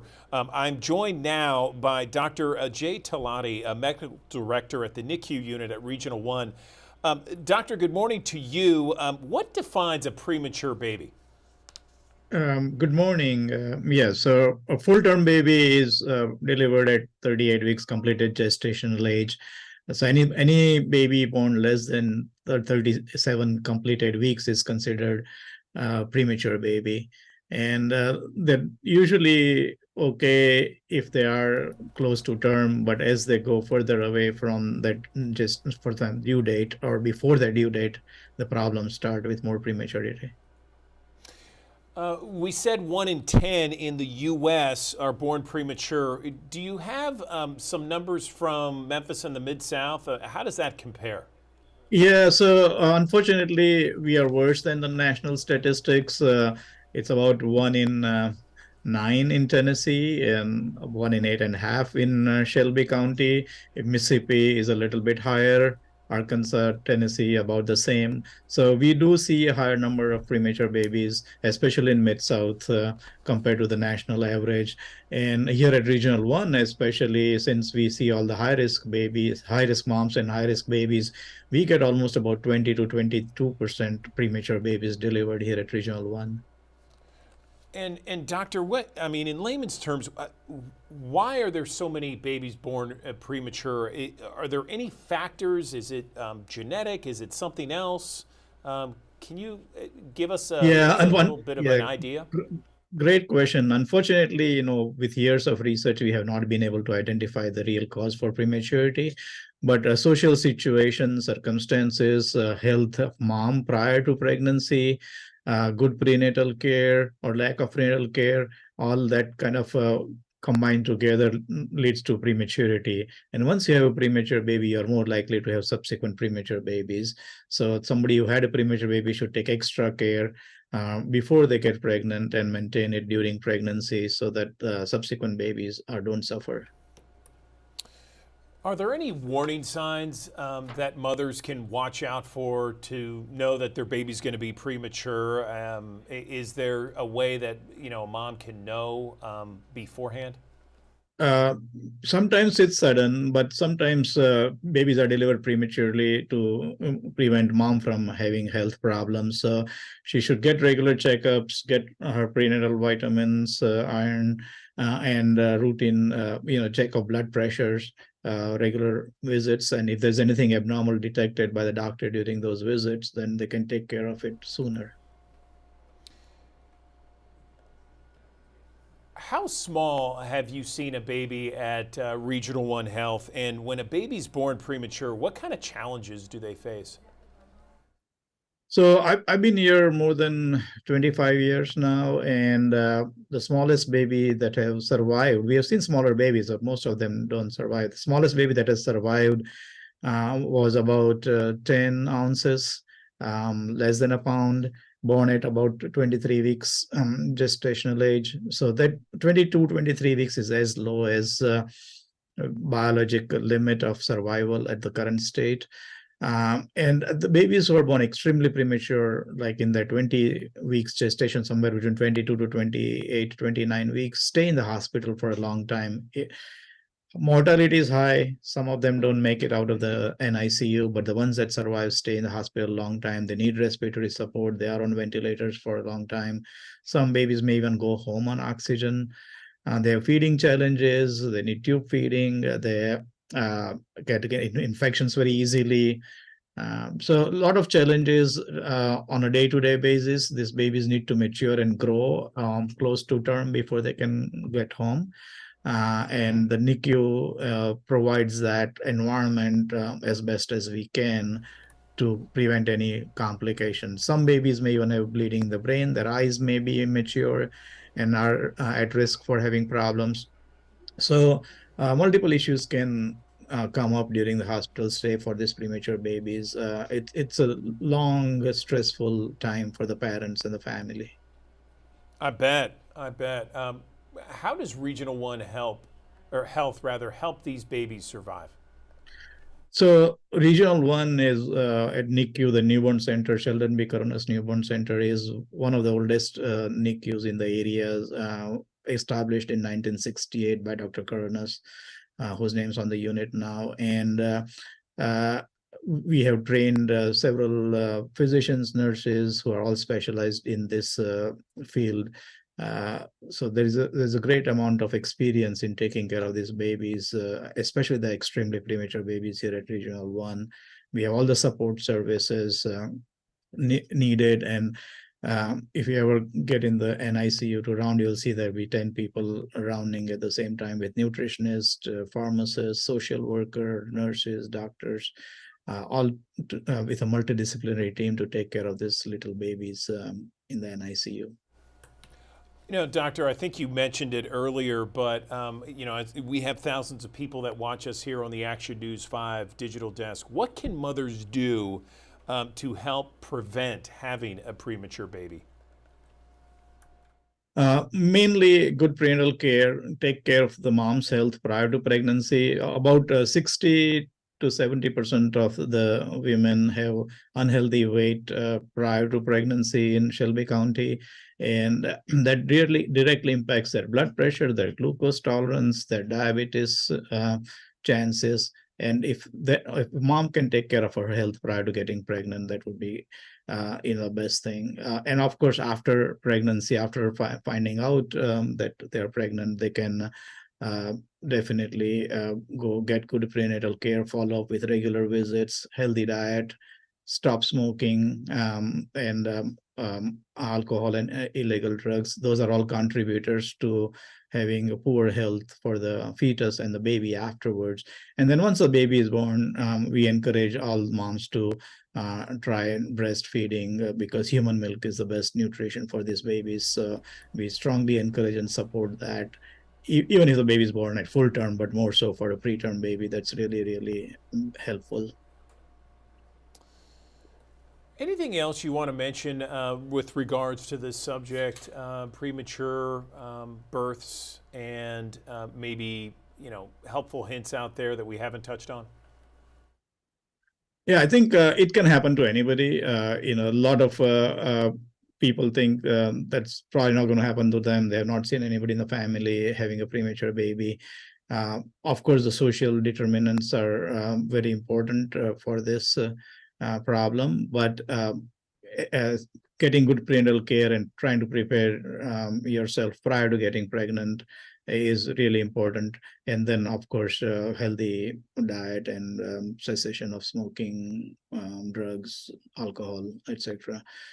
Becomes really important to prevent effects on the fetus. Once the baby is born premature, then you have to be prepared for a lot of things, which of course talk to the doctors, talk to the nurses, get as much information as you can, so that you are well aware and informed about what to take care of for these babies. And a lot of these babies do well, grow up and have a healthy life ahead, but this first few months are really challenging for this kid. So be prepared for that in case if you have a preterm baby. Okay, Dr. Ajay Talati, Medical Director in the NICU for Regional One Health. Really appreciate this conversation. Very informative. Thank you so much. Thank you.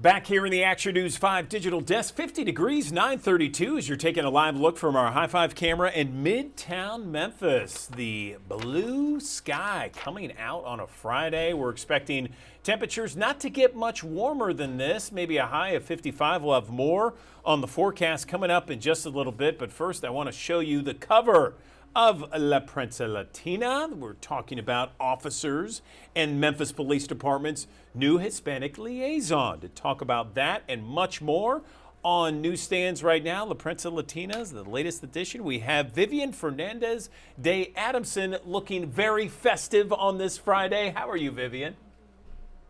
Hi, Andrew. How are you?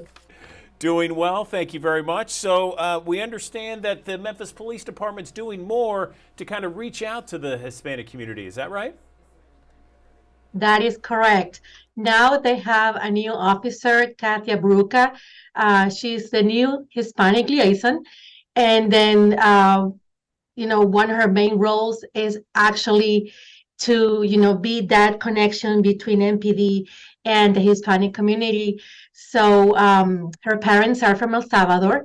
And then when we had our interview with her, she said that obviously one of her main goals is to create that relationship and build trust within the Hispanic community. And she also stated that MPD not only seeks to protect all city residents, regardless of their immigration status, but also that they want Hispanics in Memphis, to feel secure, protected, and able to speak up. So this is very important, not only for MPD, because they are trying to reach out to the Hispanic community, but also for the community. And it's very important to let them know that MPD is not ICE, that they're not going, to be deporting people. So all they want to do is protect the community. And also other activities that she's going to be doing, she's going to be going to churches, organizations, schools, and other places where they request one of her many programs to give, among other things, self-defense classes, workshops, and what to do in case of robbery, shootings, or even domestic violence. So there you go. She's the new officer, the Hispanic liaison officer for MPD. And then if you want to contact her, people can call the Tillman precinct where she's working, and she's covering the Jackson and Summer areas. Okay, and there's a picture of her on the cover of La Prensa Latina, the largest bilingual newspaper in the metro area, on newsstands now. You can also visit laprensalatina.com. Want to focus in on another story here, and it has to deal with a big tradition here in Memphis in the Mid-South. We're talking about Starry Nights, right, Vivian? That's right, Starry Nights. I think it's probably the largest Christmas event here in Memphis, actually in the Mid-South, talking about a traditional light show, right? So it's going to begin on Friday, November 24th at 6 p.m. It's going to be from 6 to 10. And they have more than 4 million LED lights.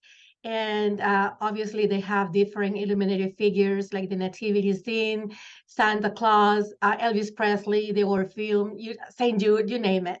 It's beautiful as always, and then you can see it from the comfort of a car, the bus, carriage, or even by bike. They have different options for you, and each option has a different price as well. Also this year, they're going to bring back the Mistletoe Village, which is going to be located at the selfie station, and you can park your vehicle and walk and have a wonderful experience and buy some gifts and take photos with Santa as well. And yeah, like I said, it is also the largest fundraiser for Shelby Farms, especially for Shelby Farms Park Conservancy. And they're going to be open even on Christmas Eve, Christmas Day, and New Year's Eve. It is a tradition for so many families across Memphis and the Mid-South. Starry Nights for sure, Vivian. Anything else before we let you go? No, just, take care and, especially, right now during this weather that is kind of rainy. Well, not today, but just enjoy. Exactly. All right. Vivian Fernandez de Adamson, editor of La Prensa Latina on newsstands right now. Vivian, thank you so much. Have a great weekend. You too, Andrew. Bye-bye. Thank you. Okay, bye.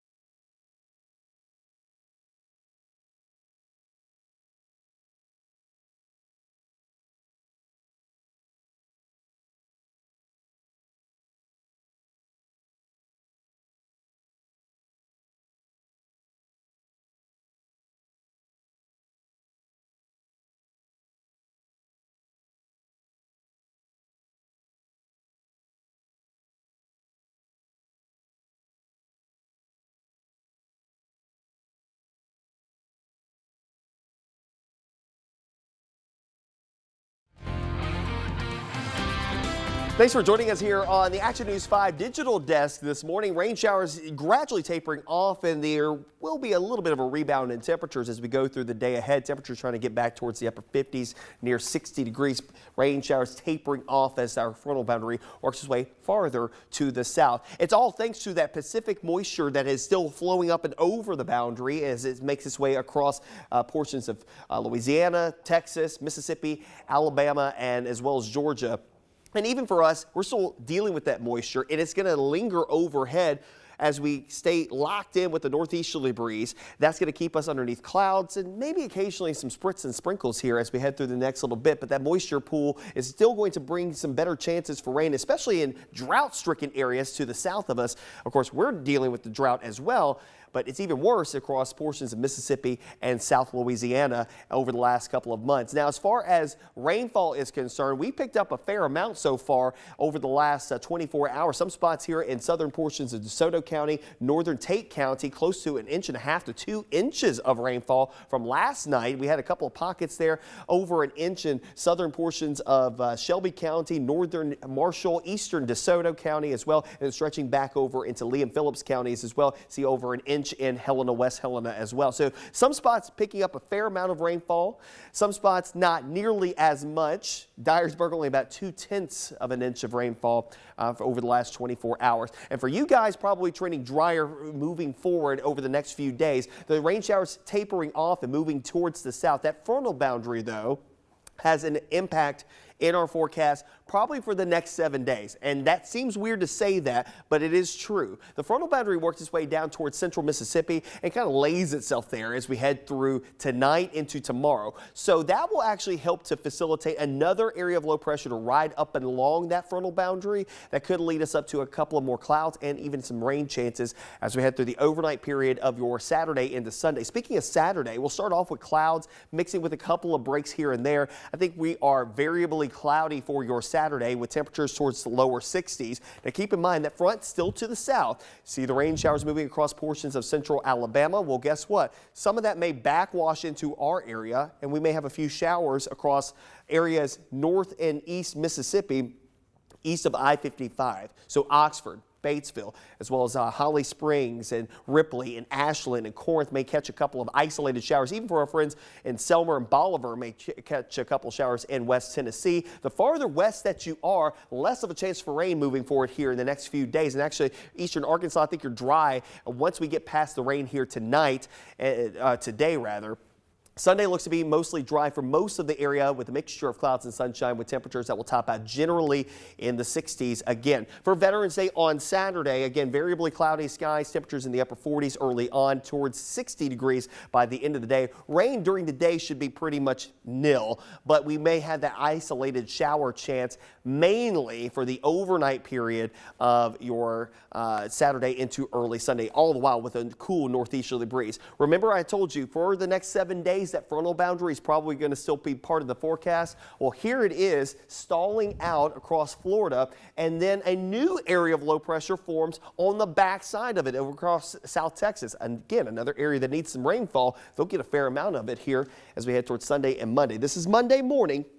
that low working its way across the northern Gulf, but there's something that's blocking it. Remember that area of lower pressure wants to go poleward. It's just trying to transfer energy from one part of the atmosphere to the other part of the atmosphere, or one part of the world to the other part of the world. And usually goes poleward. So going from like the equator up towards the poles.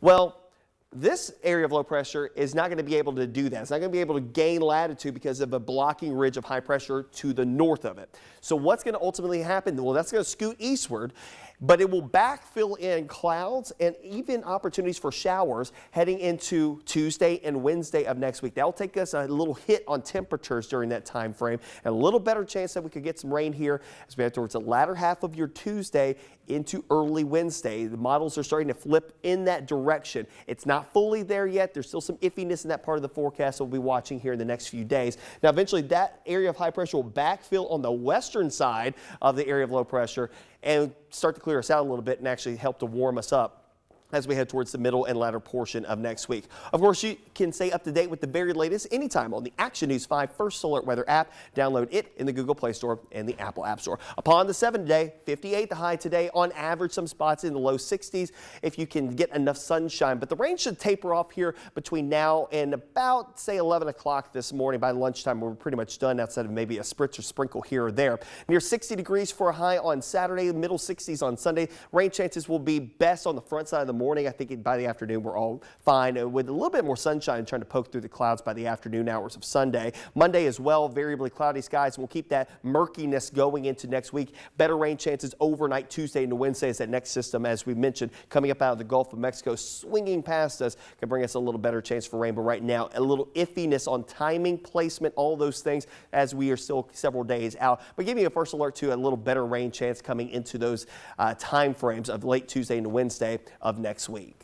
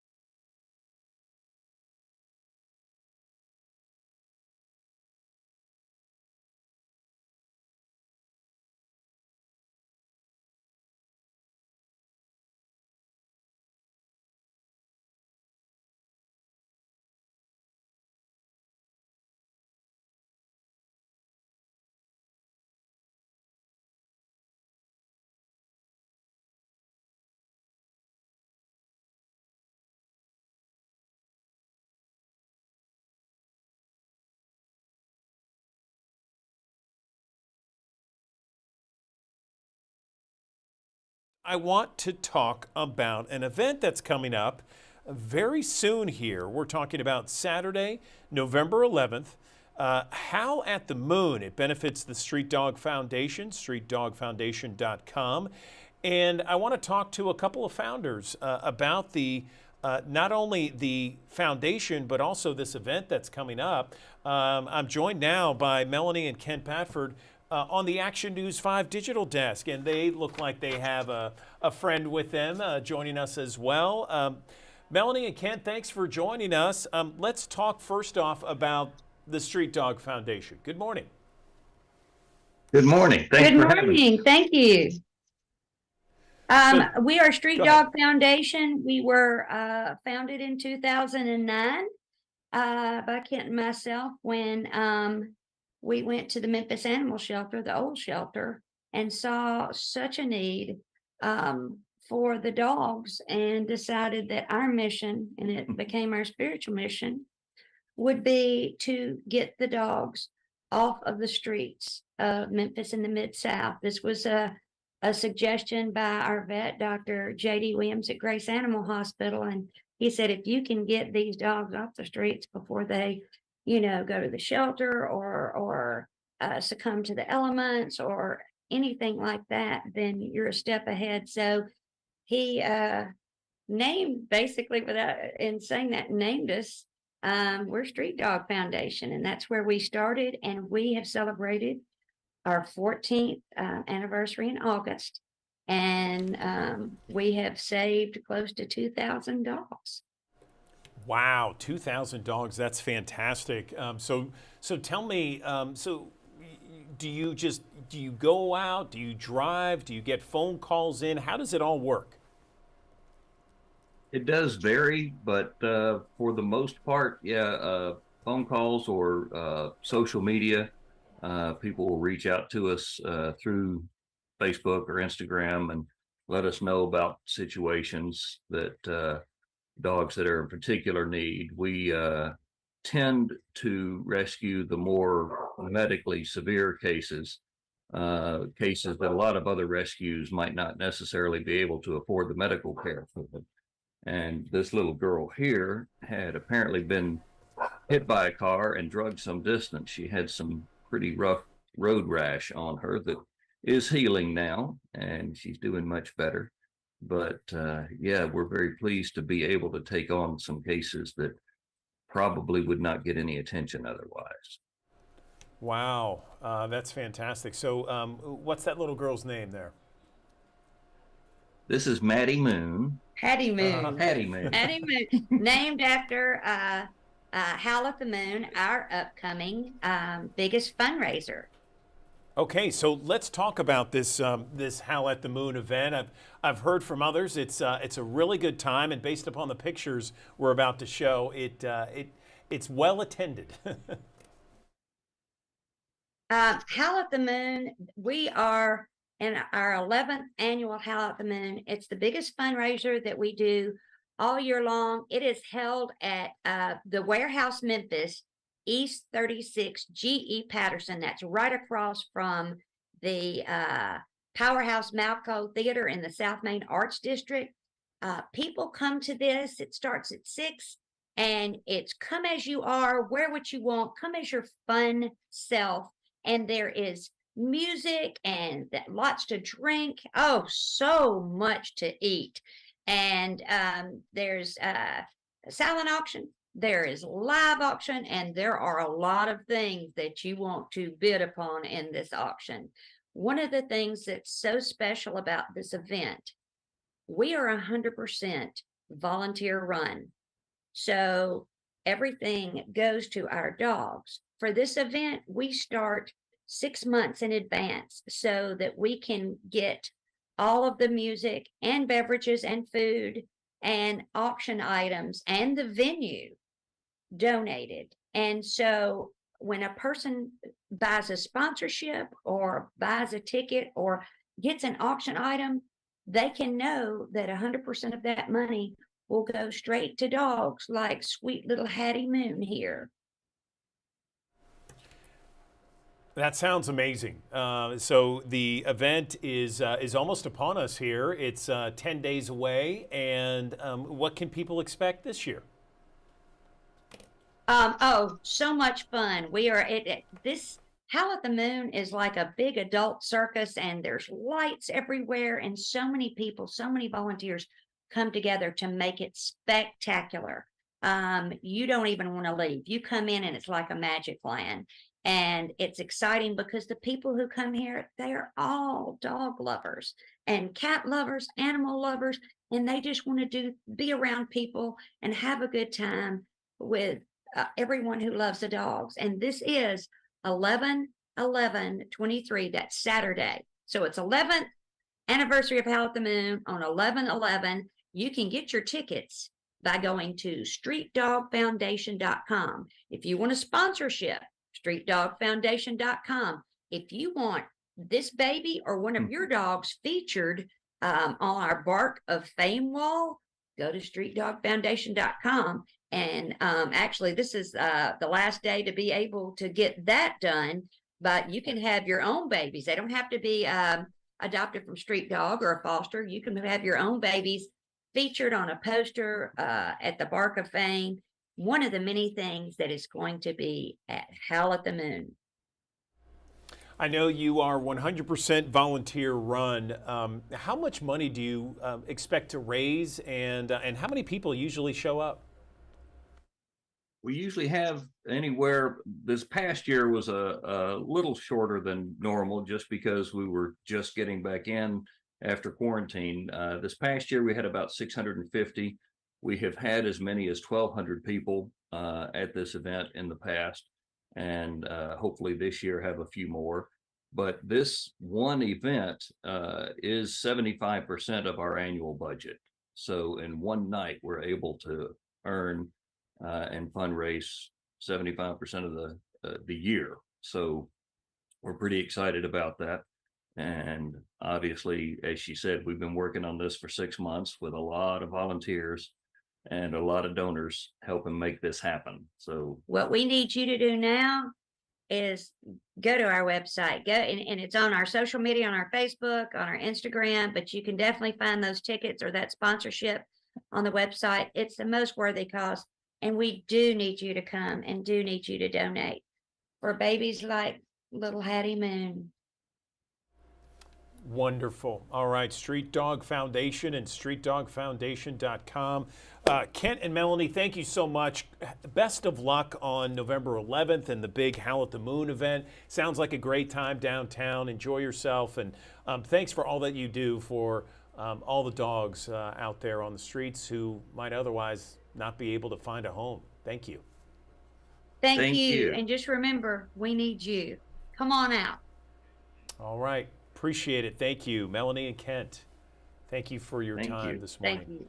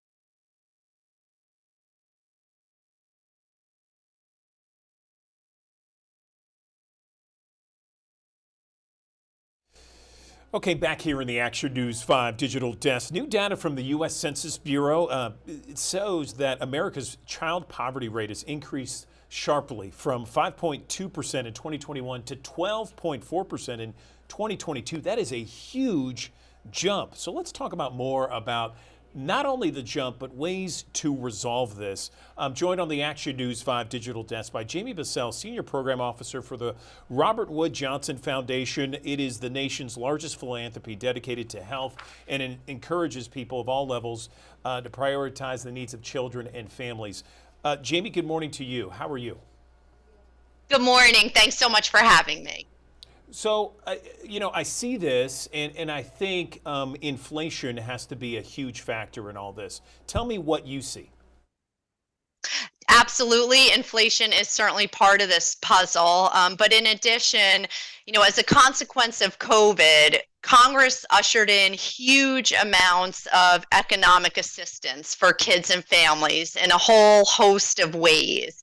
And what's essentially happened is the expiration of that economic assistance. So we are attributing, both the expiration of what was critically important supports to kids and families, in addition to inflation, as the reasons behind this huge jump, more than doubling in child poverty rates, within a year time.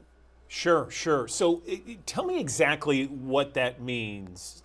Translate it for us. Okay, so there's 12.4%. So what does that mean?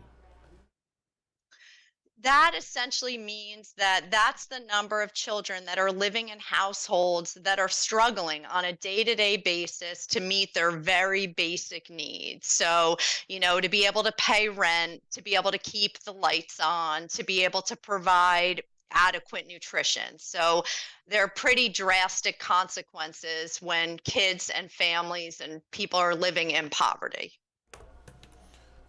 All right. And so the Robert Wood Johnson Foundation, what is, and I know that this is so important to the foundation, tell me what the foundation's doing now to try and correct or at least bring down that number. Yeah, so we really believe and are pushing on Congress and states and all of our elected and appointed officials and leaders to reinstate and or build on the policies and programs that we know reduce poverty and give kids and families a much needed lifeline. So, we know what works. We have really strong evidence as a consequence of all the provisions that happened during the COVID pandemic. And so Congress should be reinstating the expanded child tax credit, which was arguably the single most important thing that was done to lift over 3 million kids out of poverty. So expand the child tax credit. Congress should again make universal school meals free for all children. States should ensure that anyone who is on Medicaid can remain on Medicaid and continue to have access to that program. For the states that have not expanded Medicaid, Tennessee being one of them, encouraging states to expand Medicaid and also to fully fund our food and nutrition programs and consider enhancing benefits to programs like SNAP and WIC that make a huge difference in the lives of kids and families in America. What about policies that bring down the inflation? Those things are very expensive, and those things are legitimately going to help a lot of those children and families out there. But what about some other ways to bring down inflation? Yeah, I mean, look, absolutely. I think the response I would say is like there is not one magic bullet here. I think in general we need strong policies that really center the health and well-being of kids and families in America. So, and we have a lot to build on, and a lot that we've learned during the COVID pandemic and crisis. And it's amazing that COVID has receded. We shouldn't be squandering the lessons that we've learned and the progress that we've made during the COVID pandemic, which again, we've seen, huge changes in child poverty as a consequence of the provisions that were put in place. And we need to be building upon that progress and acknowledging that poverty is not inevitable in America. And over the last couple of years, that's, been shown to us in very clear ways. Okay, and so if someone's watching here, because we have thousands of people watching on the Action News 5 digital desk, what can they do to help? So, I would encourage folks if they're interested in additional resources. Our website is always, a great wealth of information, rwjf.org. There are a lot of additional resources out there. Talk to your, local elected officials, talk to your school board, push for things like universal school meals. I think we all have a role to play, as a parent, as a provider, as a caretaker, whoever you are, we all have a role to play in ensuring that, we are truly centering the needs of kids and families in our policies and our policy agendas. Okay, Jamie Bassell, we appreciate you and the Robert Wood Johnson Foundation. Thanks so much for coming on the digital desk. Thanks so much for having me.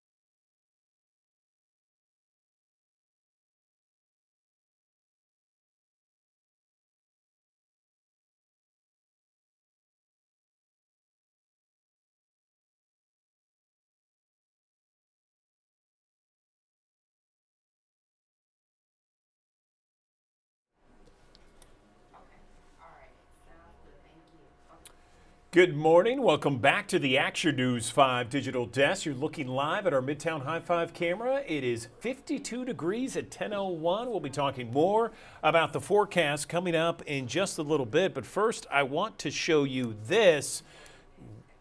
We Are Christmas, a Christmas musical with the Boulevard Sanctuary Choir featuring Anthony Hamilton. Yes, Anthony Hamilton coming to Memphis December 8th at 7 o'clock to Mississippi Boulevard Christian Church. Let's talk more about this event with the brand new musical director, Gerald Lee Ricks, joining us on the Action News 5 digital desk, the new music director at Mississippi Boulevard Christian Church.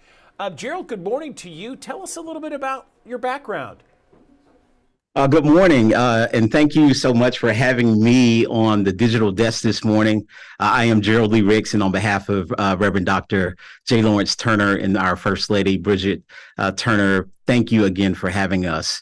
I am new to the area, coming from the DMV, the Maryland area. I have a very strong musical background in church music, dealing primarily in the United Methodist Church. And I'm so excited to be here in the city of Memphis to work with the Mississippi Boulevard Christian Church. And I am ready to share the details of our 2023 Christmas production, We Are Christmas, here at Mississippi Boulevard. I love it. I love it, Gerald. Well, welcome to Memphis, and we're excited to have you, and we're excited to be talking about this because when people think of the holiday season, you know, people just immediately have an uplifting presence when they think about the holidays, the decorations, and some of the things happening, and one of those things being a wonderful event, a musical like this coming to town. So tell me all about it. Absolutely. As you've already stated, we are bringing in Grammy award-winning artist, Mr. Anthony Hamilton himself, and he's no stranger to the gospel music community, even though he has a very strong background in R&B.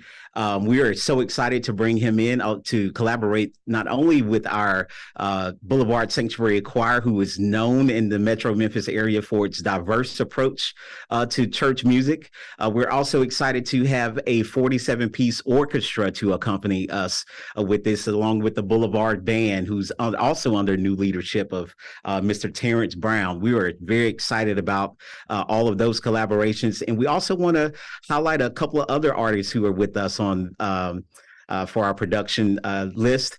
The first is Mr. Timothy Miller, who is outside of Atlanta. You will catch him singing God Bless America and the national anthem at most of the Atlanta Braves home games. So he's a prolific opera tenor with a big and rich voice, who's also coming in. We have Shantae Can, who has a luxurious voice and tone, known for her neo-soul approach to doing music. And we also wanted to highlight some of our Metro Memphis talent as well. Jonte Mignon, who's a New Orleans native, but has really taken the city by storm with her voice, and our own David Edwards, who is our worship leader here at Mississippi Boulevard. And as my grandmother would say, he can just flat foot sing. And we want to highlight that as a part of this year's Christmas production. And if you're looking to get tickets, we do want you to go and visit Boulevard Christmas. That's BLVD. Christmas.org to make those purchases. Tickets start at just $40 and are going pretty quickly. We want to pack the house out and really make Anthony Hamilton and our guests feel the warmth of the Memphis community. Absolutely, and I want to show everybody the flyer once again. Christmas at the Boulevard, a symphony of musical brilliance that's happening December 8th at 7 o'clock in the evening, featuring all kinds of guests, as you mentioned, Gerald, including Anthony Hamilton coming to Memphis at Mississippi Boulevard Christian Church.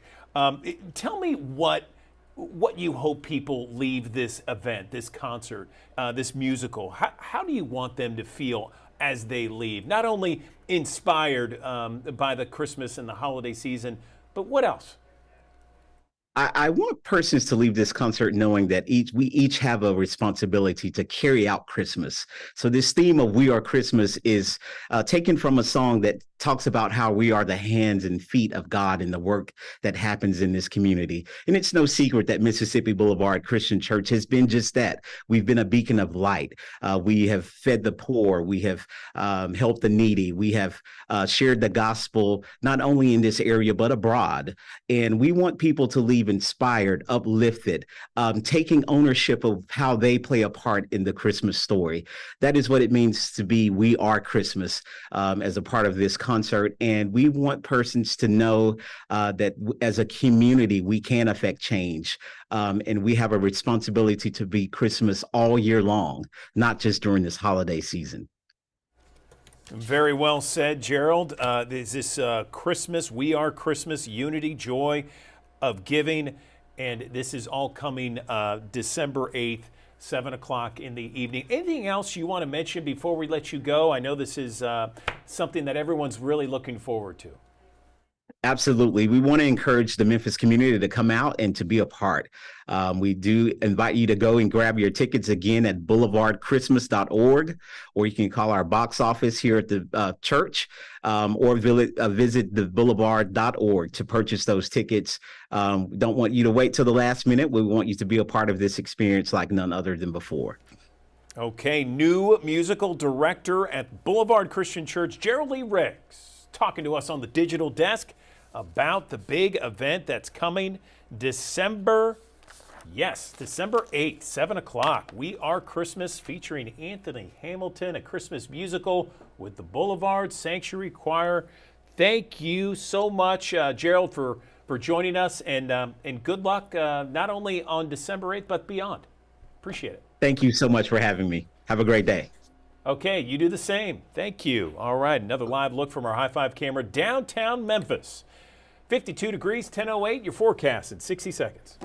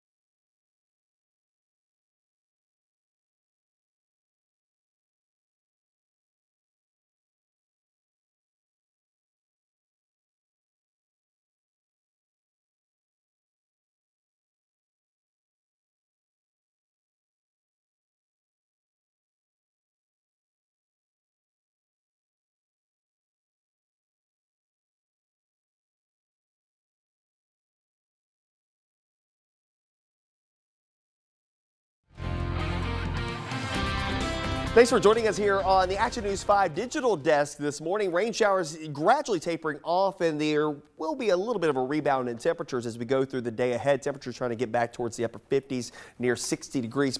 Rain showers tapering off as our frontal boundary works its way farther to the south. It's all thanks to that Pacific moisture that is still flowing up and over the boundary as it makes its way across portions of Louisiana, Texas, Mississippi, Alabama, and as well as Georgia.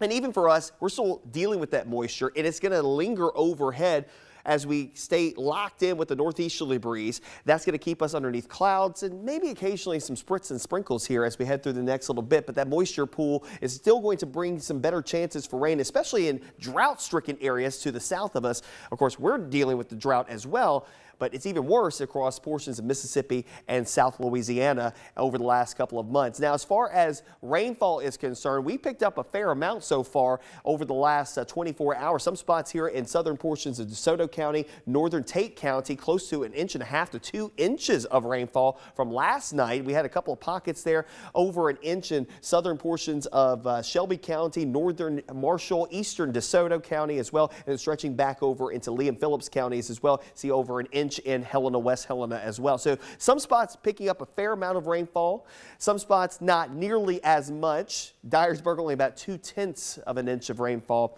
over the last 24 hours. And for you guys probably trending drier moving forward over the next few days, the rain showers tapering off and moving towards the south. That frontal boundary though has an impact in our forecast probably for the next 7 days. And that seems weird to say that, but it is true. The frontal boundary works its way down towards central Mississippi and kind of lays itself there as we head through tonight into tomorrow. So that will actually help to facilitate another area of low pressure to ride up and along that frontal boundary. That could lead us up to a couple of more clouds and even some rain chances as we head through the overnight period of your Saturday into Sunday. Speaking of Saturday, we'll start off with clouds mixing with a couple of breaks here and there. I think we are variably cloudy for your Saturday with temperatures towards the lower 60s. Now keep in mind that front still to the south. See the rain showers moving across portions of central Alabama. Well, guess what? Some of that may backwash into our area, and we may have a few showers across areas north and east Mississippi, east of I-55. So Oxford,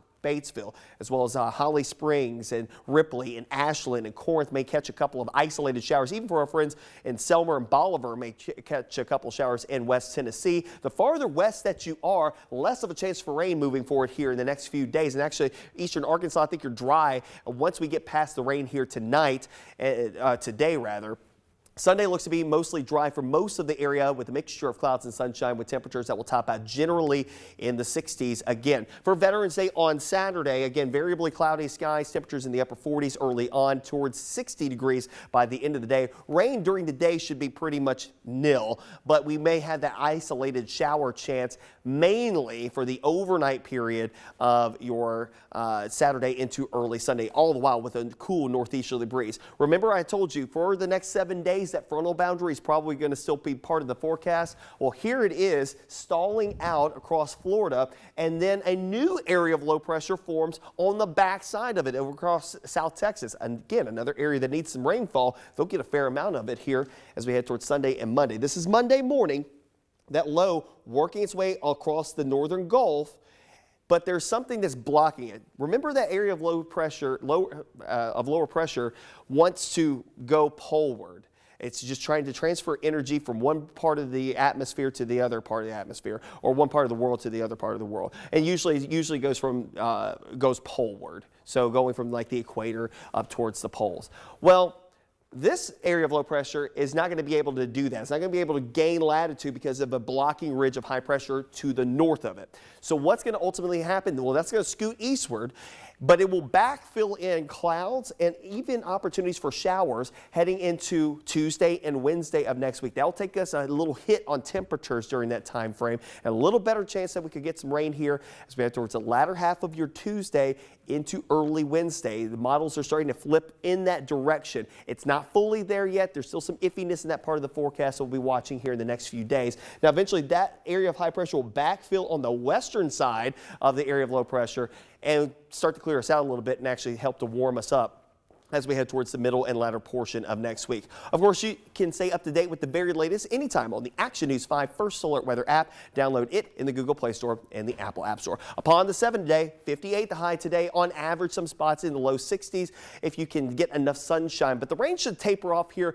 between now and about, say, 11 o'clock this morning. By lunchtime, we're pretty much done outside of maybe a spritz or sprinkle here or there. Near 60 degrees for a high on Saturday, middle 60s on Sunday. Rain chances will be best on the front side of the morning. I think by the afternoon we're all fine with a little bit more sunshine trying to poke through the clouds by the afternoon hours of Sunday. Monday as well, variably cloudy skies. We'll keep that murkiness going into next week. Better rain chances overnight Tuesday into Wednesday as that next system, as we mentioned, coming up out of the Gulf of Mexico, swinging past us, can bring us a little better chance for rain. But right now, a little iffiness on timing, placement, all those things as we are still several days out. But giving you a first alert to a little better rain chance coming into those time frames of late Tuesday into Wednesday of next week.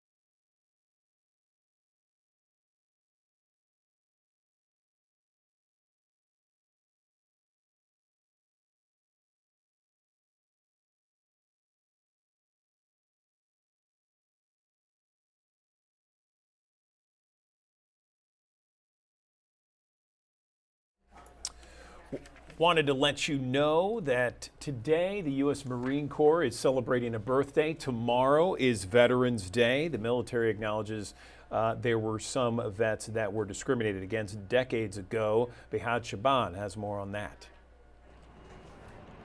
Lily Stefanidis remembers being imprisoned while serving with the Navy, not for something the sailor did, but because of who the veteran is.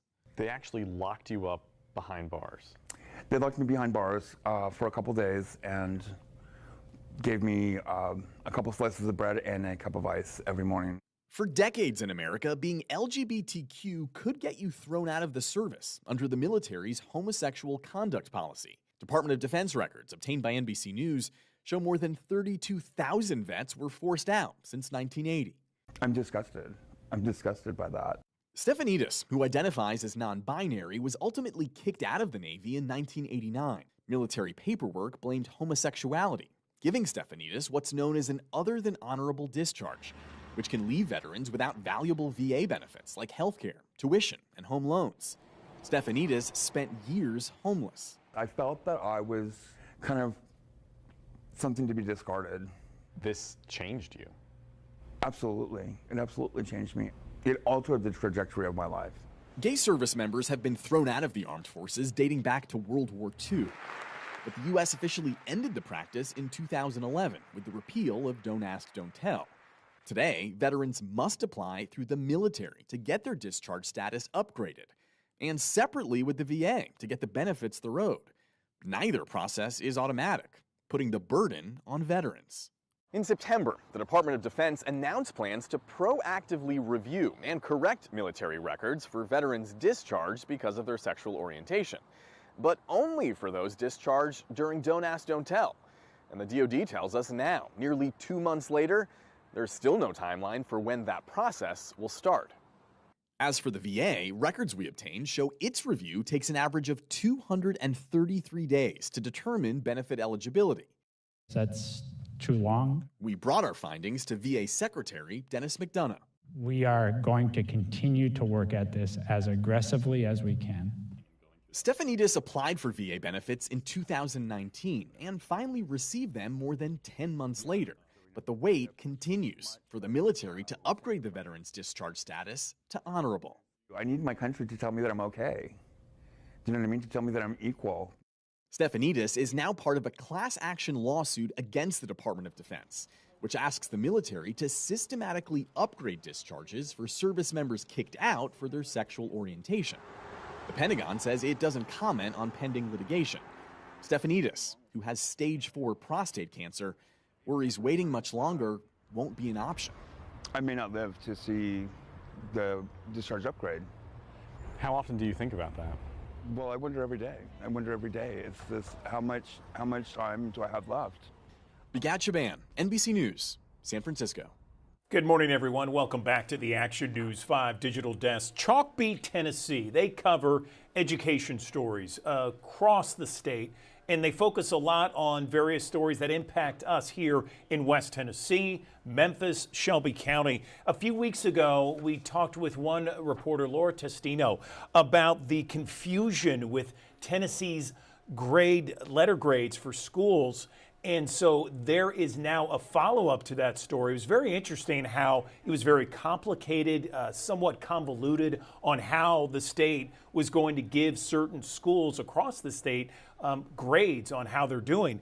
And now there's a follow-up done to this story. And I'm joined by Marta Ulrich, who has done the story for Chalkbeat, Tennessee. She joins us on the digital desk now. Marta, very interesting what you and your staff have been covering here. If you can, reset for us this issue of Tennessee trying to give essentially an A through F grade for various schools across Tennessee and the problems associated with it. Good morning. Good morning. Well, a little background. A 2016 state law required Tennessee's Department of Education to create a system to be giving public schools A through F letter grades that would be published on the state's online report card for each school. And backers of that law said the goal was to communicate with parents and school communities about the quality of their local school. But until now, the grades have never been issued, mostly because of complications caused by several years of online testing glitches and then by the pandemic. And then this year in December, schools are finally going to get their letter grades. But in another twist, the state announced significant changes last week to the formula under which schools are being graded. And not surprisingly, this has caused a great deal of frustration among school leaders who had been planning and preparing for grades based on another set of criteria. They saw it as moving the goalpost after the game's already been played, which is inherently unfair. So that's kind of how we got to this point. I got you. Yes. It just seemed like there was so much complications associated with an A through F grade based on the school. So now, based upon your article, these schools and these grades are now, my understanding, going to stress proficiency. Tell me more. Okay. So there are a number of factors that go into this grading formula. But the two biggest factors, as required by state law, are the achievement and growth of a school's students based on the results of state testing. Now, previously, Tennessee's testing or the grading formula screwed toward growth. That basically refers to the progress or improvement that schools made toward helping their students meet certain academic standards over the course of a year. Now, a new formula unveiled last week puts greater emphasis on achievement or proficiency. And achievement is basically a snapshot of how much students know and whether a sufficient percentage of a school's students are meeting grade level standards on their state tests. Now, the formula will still include growth as a factor as required by the law, but not as much as originally expected and planned for. You know, I've heard this in other states. Is it kind of a grading system that other states have adopted as well? Yes. There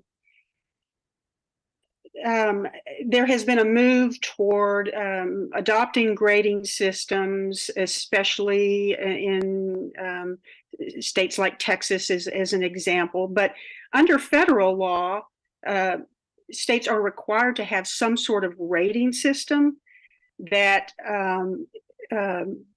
particularly identifies how schools are doing with their lowest performing schools and with their most underserved populations, and whether they're closing the gap on learning with those populations.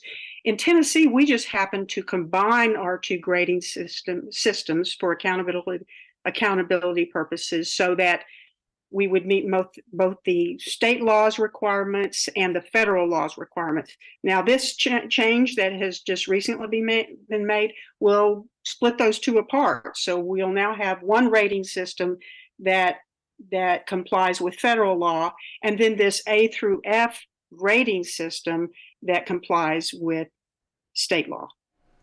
So when would we see the first grades, or are they already out? They are not out yet. They are being calculated, and the information is being verified to go into the calculations. Initially, we were supposed to see them in this month, in November, but last week, the Department of Education announced that they need more time to verify the information that's going into the grading, and so it will be December. And I think, I'm sure a lot of your viewers are asking, what will these changes actually mean when they're issued next month? Well, we're probably going to see fewer A's and generally worse grades than we previously had expected for many schools, especially those schools that are serving students from lower income families in rural and urban communities. And it's going to be a jolt for those making D's or F's, especially if those schools have been very successful in academically growing their students from one year to the next. Beyond the stigma of getting a D or a F, officials representing those schools eventually may face hearings before the State Board of Education or audits of their spending and academic programming. But really, at a higher level, this shift toward a grading formula that skews toward achievement just marks a sharp change of course for Tennessee. We were an early adopter of measuring student growth and using that data to evaluate how our students, teachers, and schools are doing.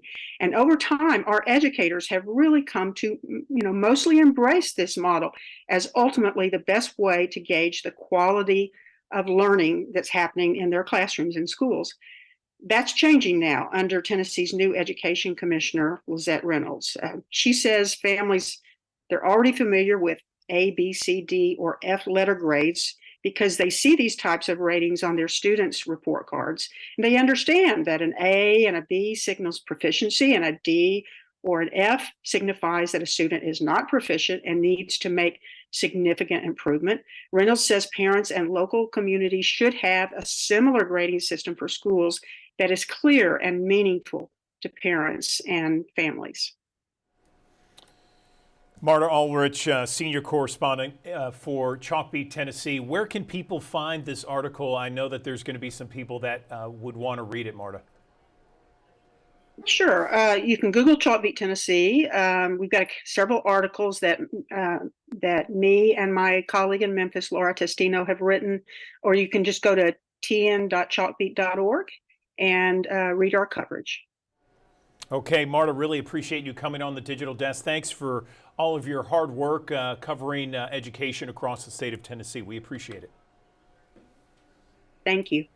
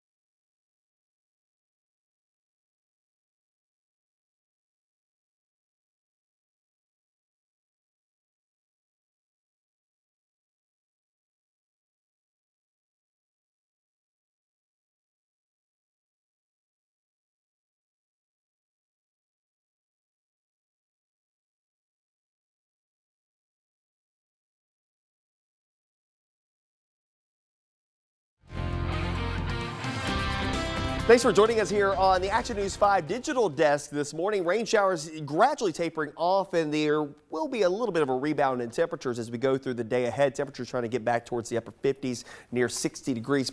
Rain showers tapering off as our frontal boundary works its way farther to the south. It's all thanks to that Pacific moisture that is still flowing up and over the boundary as it makes its way across portions of Louisiana, Texas, Mississippi, Alabama, and as well as Georgia. And even for us, we're still dealing with that moisture, and it's going to linger overhead as we stay locked in with the northeasterly breeze. That's going to keep us underneath clouds and maybe occasionally some spritz and sprinkles here as we head through the next little bit. But that moisture pool is still going to bring some better chances for rain, especially in drought-stricken areas to the south of us. Of course, we're dealing with the drought as well, but it's even worse across portions of Mississippi and South Louisiana over the last couple of months. Now, as far as rainfall is concerned, we picked up a fair amount so far over the last 24 hours. Some spots here in southern portions of DeSoto County, northern Tate County, close to 1.5 to 2 inches of rainfall from last night. We had a couple of pockets there, over an inch in southern portions of Shelby County, northern Marshall, eastern DeSoto County as well, and stretching back over into Lee and Phillips counties as well. See over an inch in Helena, West Helena as well. So some spots picking up a fair amount of rainfall, some spots not nearly as much. Dyersburg only about 0.2 of an inch of rainfall for over the last 24 hours. And for you guys probably trending drier moving forward over the next few days, the rain showers tapering off and moving towards the south. That frontal boundary though has an impact in our forecast probably for the next 7 days. And that seems weird to say that, but it is true. The frontal boundary works its way down towards central Mississippi and kind of lays itself there as we head through tonight into tomorrow. So that will actually help to facilitate another area of low pressure to ride up and along that frontal boundary. That could lead us up to a couple of more clouds and even some rain chances as we head through the overnight period of your Saturday into Sunday. Speaking of Saturday, we'll start off with clouds mixing with a couple of breaks here and there. I think we are variably cloudy for your Saturday with temperatures towards the lower 60s. Now keep in mind that front still to the south. See the rain showers moving across portions of central Alabama. Well, guess what? Some of that may backwash into our area, and we may have a few showers across areas north and east Mississippi, east of I-55. So Oxford, Batesville, as well as Holly Springs and Ripley and Ashland and Corinth may catch a couple of isolated showers. Even for our friends in Selmer and Bolivar may catch a couple showers in West Tennessee. The farther west that you are, less of a chance for rain moving forward here in the next few days. And actually, eastern Arkansas, I think you're dry once we get past the rain here tonight, today rather. Sunday looks to be mostly dry for most of the area with a mixture of clouds and sunshine with temperatures that will top out generally in the 60s again. For Veterans Day on Saturday, again, variably cloudy skies, temperatures in the upper 40s early on towards 60 degrees by the end of the day. Rain during the day should be pretty much nil, but we may have that isolated shower chance mainly for the overnight period of your Saturday into early Sunday, all the while with a cool northeasterly breeze. Remember, I told you for the next 7 days that frontal boundary is probably going to still be part of the forecast. Well, here it is stalling out across Florida, and then a new area of low pressure forms on the back side of it over across South Texas. And again, another area that needs some rainfall. They'll get a fair amount of it here as we head towards Sunday and Monday. This is Monday morning. That low working its way across the northern Gulf, but there's something that's blocking it. Remember that area of low pressure, lower pressure wants to go poleward. It's just trying to transfer energy from one part of the atmosphere to the other part of the atmosphere, or one part of the world to the other part of the world. And usually goes poleward. So going from like the equator up towards the poles. Well, this area of low pressure is not going to be able to do that. It's not going to be able to gain latitude because of a blocking ridge of high pressure to the north of it. So what's going to ultimately happen? Well, that's going to scoot eastward, but it will backfill in clouds and even opportunities for showers heading into Tuesday and Wednesday of next week. That will take us a little hit on temperatures during that time frame, and a little better chance that we could get some rain here as we head towards the latter half of your Tuesday into early Wednesday. The models are starting to flip in that direction. It's not fully there yet. There's still some iffiness in that part of the forecast we'll be watching here in the next few days. Now, eventually that area of high pressure will backfill on the western side of the area of low pressure and start to clear us out a little bit and actually help to warm us up as we head towards the middle and latter portion of next week. Of course, you can stay up to date with the very latest anytime on the Action News 5 First Alert Weather app. Download it in the Google Play Store and the Apple App Store. Upon the 7-day, 58 the high today. On average, some spots in the low 60s if you can get enough sunshine. But the rain should taper off here between now and about, say, 11 o'clock this morning. By lunchtime, we're pretty much done outside of maybe a spritz or sprinkle here or there. Near 60 degrees for a high on Saturday, middle 60s on Sunday. Rain chances will be best on the front side of the morning. I think by the afternoon we're all fine with a little bit more sunshine trying to poke through the clouds by the afternoon hours of Sunday. Monday as well, variably cloudy skies. We'll keep that murkiness going into next week. Better rain chances overnight Tuesday into Wednesday as that next system, as we mentioned, coming up out of the Gulf of Mexico, swinging past us, can bring us a little better chance for rain. But right now, a little iffiness on timing, placement, all those things as we are still several days out. But giving you a first alert to a little better rain chance coming into those time frames of late Tuesday into Wednesday of next week.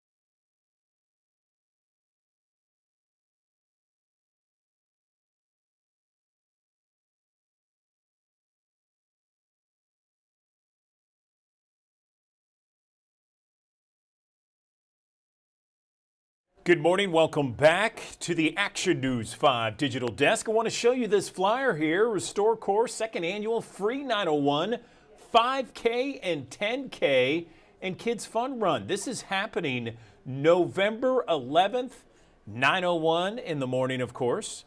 And this is a fundraiser to raise not only funds, but awareness for the fight against human trafficking in West Tennessee. I'm joined now by Cozy Hale. She is the executive director of RestoreCorps, and she is going to be talking a little bit more about this event. But first, Cozy, I want to learn a little bit more about RestoreCorps. And for our audience, we have thousands of people watching us this morning. I would love to just kind of get an idea of what RestoreCorps is, and tell me a little bit more about this event. Good morning.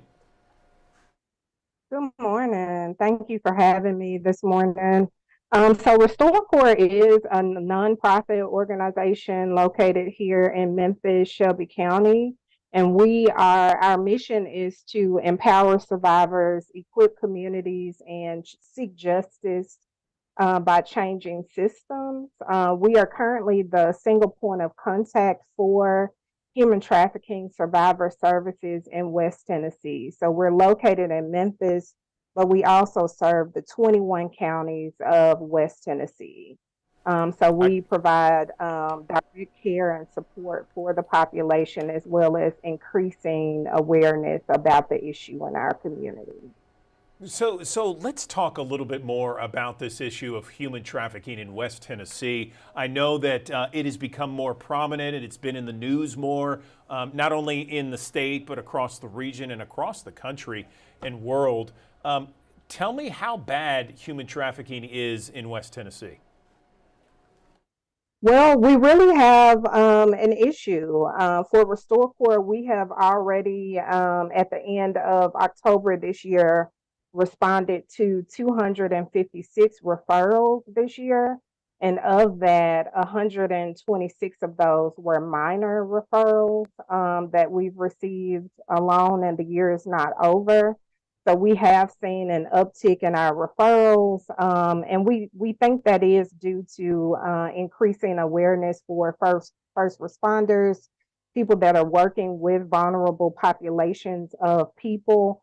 But from our law enforcement partners, we have a presence of human trafficking in all of the 95 counties here in the state of Tennessee. And so for an area like Memphis, Shelby County, that has a really high rate of poverty and people living in underserved communities, and just a lot of the systemic issues that face citizens here in this area, we have a heightened issue around human trafficking.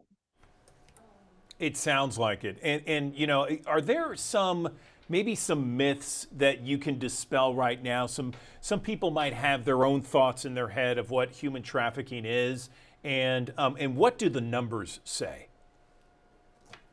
Yeah, I think a lot of the myths that people have is that human trafficking can only happen across the seas, like it doesn't happen domestically, or that it only happens to people that are not U.S. citizens, that it has to incorporate kidnapping, that, you know, Memphis is a hot spot for trafficking because we're surrounded by Mississippi and Arkansas. And so those things are really myths that we try to dispel in the community when we train. We have an issue because people have vulnerabilities. They have a need for survival and to take care of themselves. And so this is an issue. Over 95% of the victims that we serve here at RestoreCorps are Memphians. They are from Shelby County, and they are domestic citizens, you know, so they have their citizenship. They've been living, you know, here, were born in the country. And so we hope to dispel that myth, you know, with the community, and to increase the awareness that, you know, human trafficking can happen anywhere. Our social media is definitely a place where human trafficking is happening, because you have traffickers that are looking for people. And, you know, the realities about social media is that we don't always know who we're talking to. No question about it, especially in the age of the internet, social media, and kind of anonymity online. I mean, it can be human trafficking, very dangerous for anyone, not just children, but for adults. So, and again, Restore Corps, you're the executive director. This is an organization fighting human trafficking in West Tennessee. And this fundraiser, Free 901 5K 10K and Kids Fun Run, is all about raising awareness and raising funds for the organization. So tell me about the Free 901 5K 10K, and I believe we have some pictures here. Absolutely. So this is our second year for hosting Free 901, and it's really a race of hope, a race for freedom as well. We partner with so many of local businesses, local agencies and partners across the city. And then it's an opportunity for people who are compelled against the issue as well to come out and show their support. So if, you know, you've been asking yourself, like, how do I get in this mission? How do I support it? Because it seems, you know, so out of reach, you know, for you to show support, then Free 901 provides that opportunity for anyone to come out. This year, we did a spin on it. We are having a kids fun run this year. And so it's going to be a really family fun day and event. We have the Gary Goin group that's going to be there for entertainment. We'll have photo opportunities where it's being hosted at Silky O'Sullivan's downtown. The Downtown Commission, as well as Silky O'Sullivan's, has been just, you know, overwhelming with their support. And so that environment, you know, is just fun in and of itself. We'll have a kids station. So bring your kids out. You know, it will be on Veterans Day, and we will have some tributes going on there for veterans as well, to acknowledge, you know, them on that day. But we plan to have tons of activities and things, because we want victims, you know, to know, those that may still be in the life of trafficking, or those who have come out, that there's a community galvanized against this issue and against human trafficking. And so it's not just Restore Corps. We depend on the support of our partners in this community to fight this issue. And so we need you guys. So come out and have a great time with us on Saturday. Cozy Hale, I want to show once again a Free 901 5K, 10K, and Kids Fun Run. Again, that's November 11th, this Saturday, 9:01 in the morning, Beale Street, BB King. You can register on restorecorps.org. Can people show up and just register in person, or do they have to register on the website? Yes. Give me some They details. can show up. Yeah, you can register online today, or you can show up on Saturday morning and register for the race. Registration will open at 8 a.m. on Saturday morning on site. And we'll also have one great thing I did want to highlight as well, is that we'll have the Craigmont marching bands out for this event this year. And so we're super excited about having these young people out that are showing their support as well against human trafficking in our community. And so it's really going to be a super fun day. I think it's probably going to be about 20 or so degrees warmer than it was last year, which is a great thing because it was super cold our first year of having it. But we are definitely looking for all of the community just to come out and enjoy a really great time with us. All right, Cozy Hale, Executive Director, Operations for Restore Corps, battling and fighting human trafficking in West Tennessee. Thank you so much for all that you do year-round, and good luck on this event, Free 901, this weekend, Saturday. Appreciate the time this morning.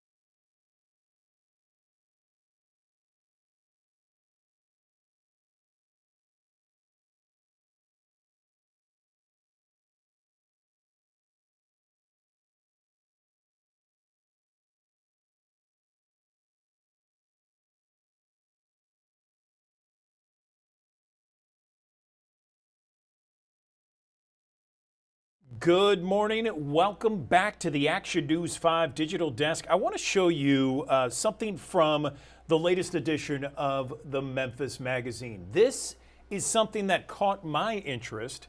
It's a whole story about a Memphis Wine Society, a new group, seeks to bunch together local wine lovers for education and enjoyment.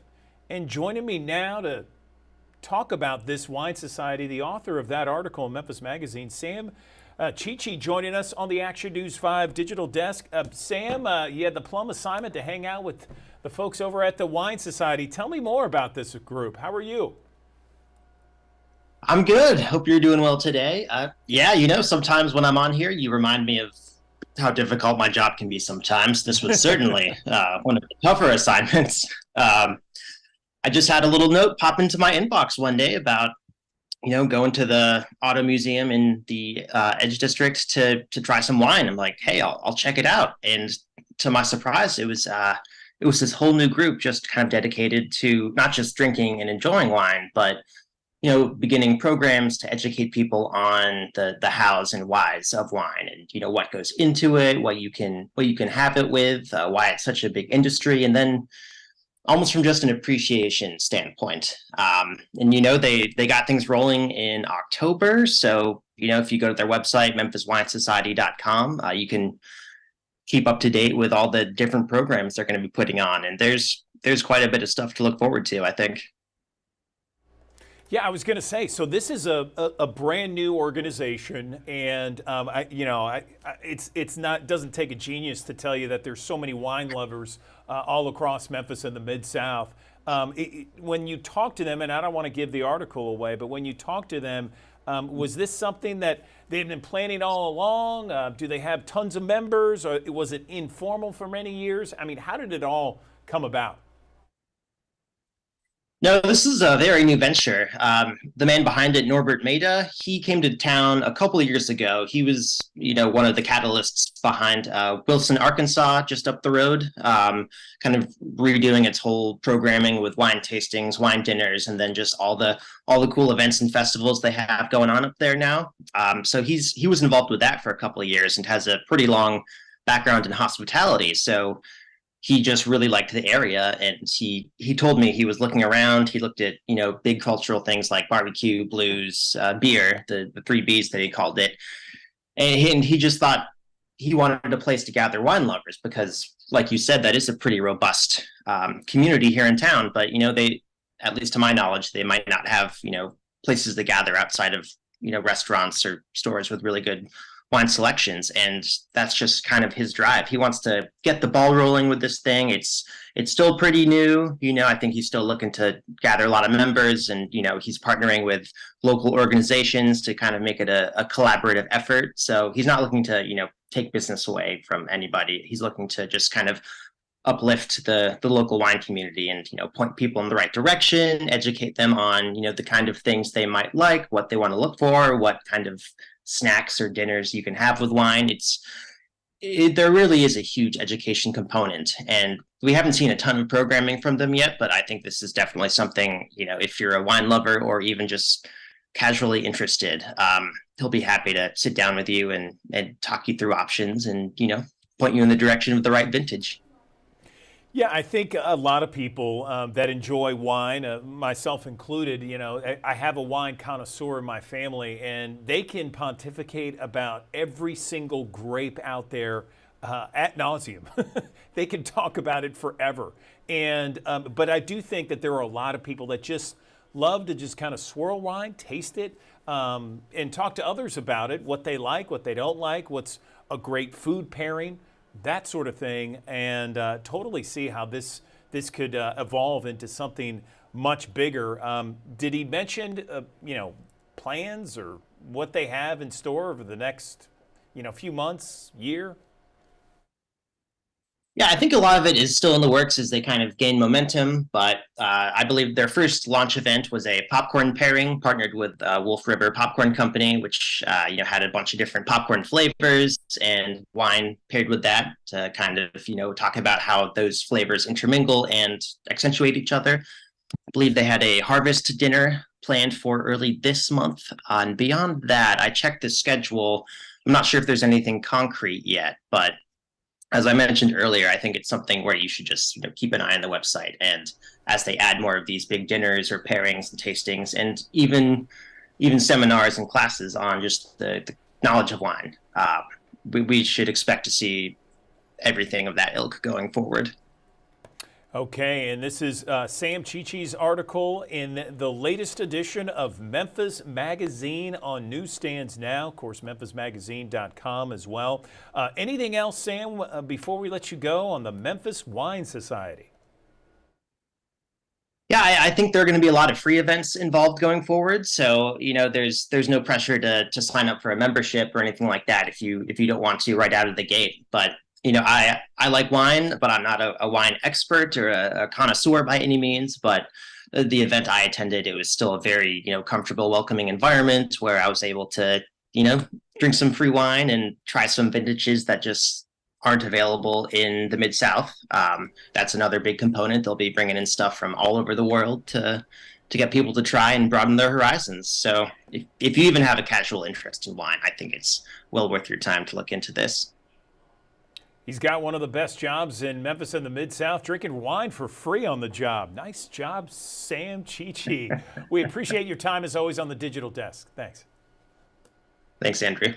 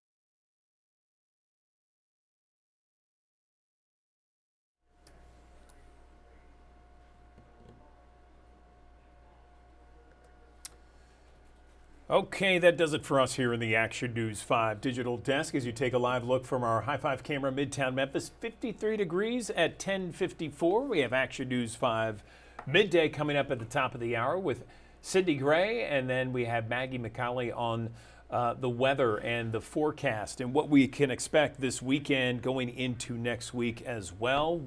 Warmer temperatures. There's going to be more sunshine, although the temps today not expected to get out of the 50s. So make sure you join them. They'll take you through the next hour on Action News 5. Again, the midday report coming up at the top of the hour. We crank up the Digital Desk each and every weekday morning from 7 until 11. You can find us on actionnews5.com, our free news app, and all of our digital channels, Amazon Fire, Apple TV, Roku, and YouTube. If you just want to watch us on broadcast television, it's channel 5.5 or 907 on Xfinity. Have yourself a wonderful weekend.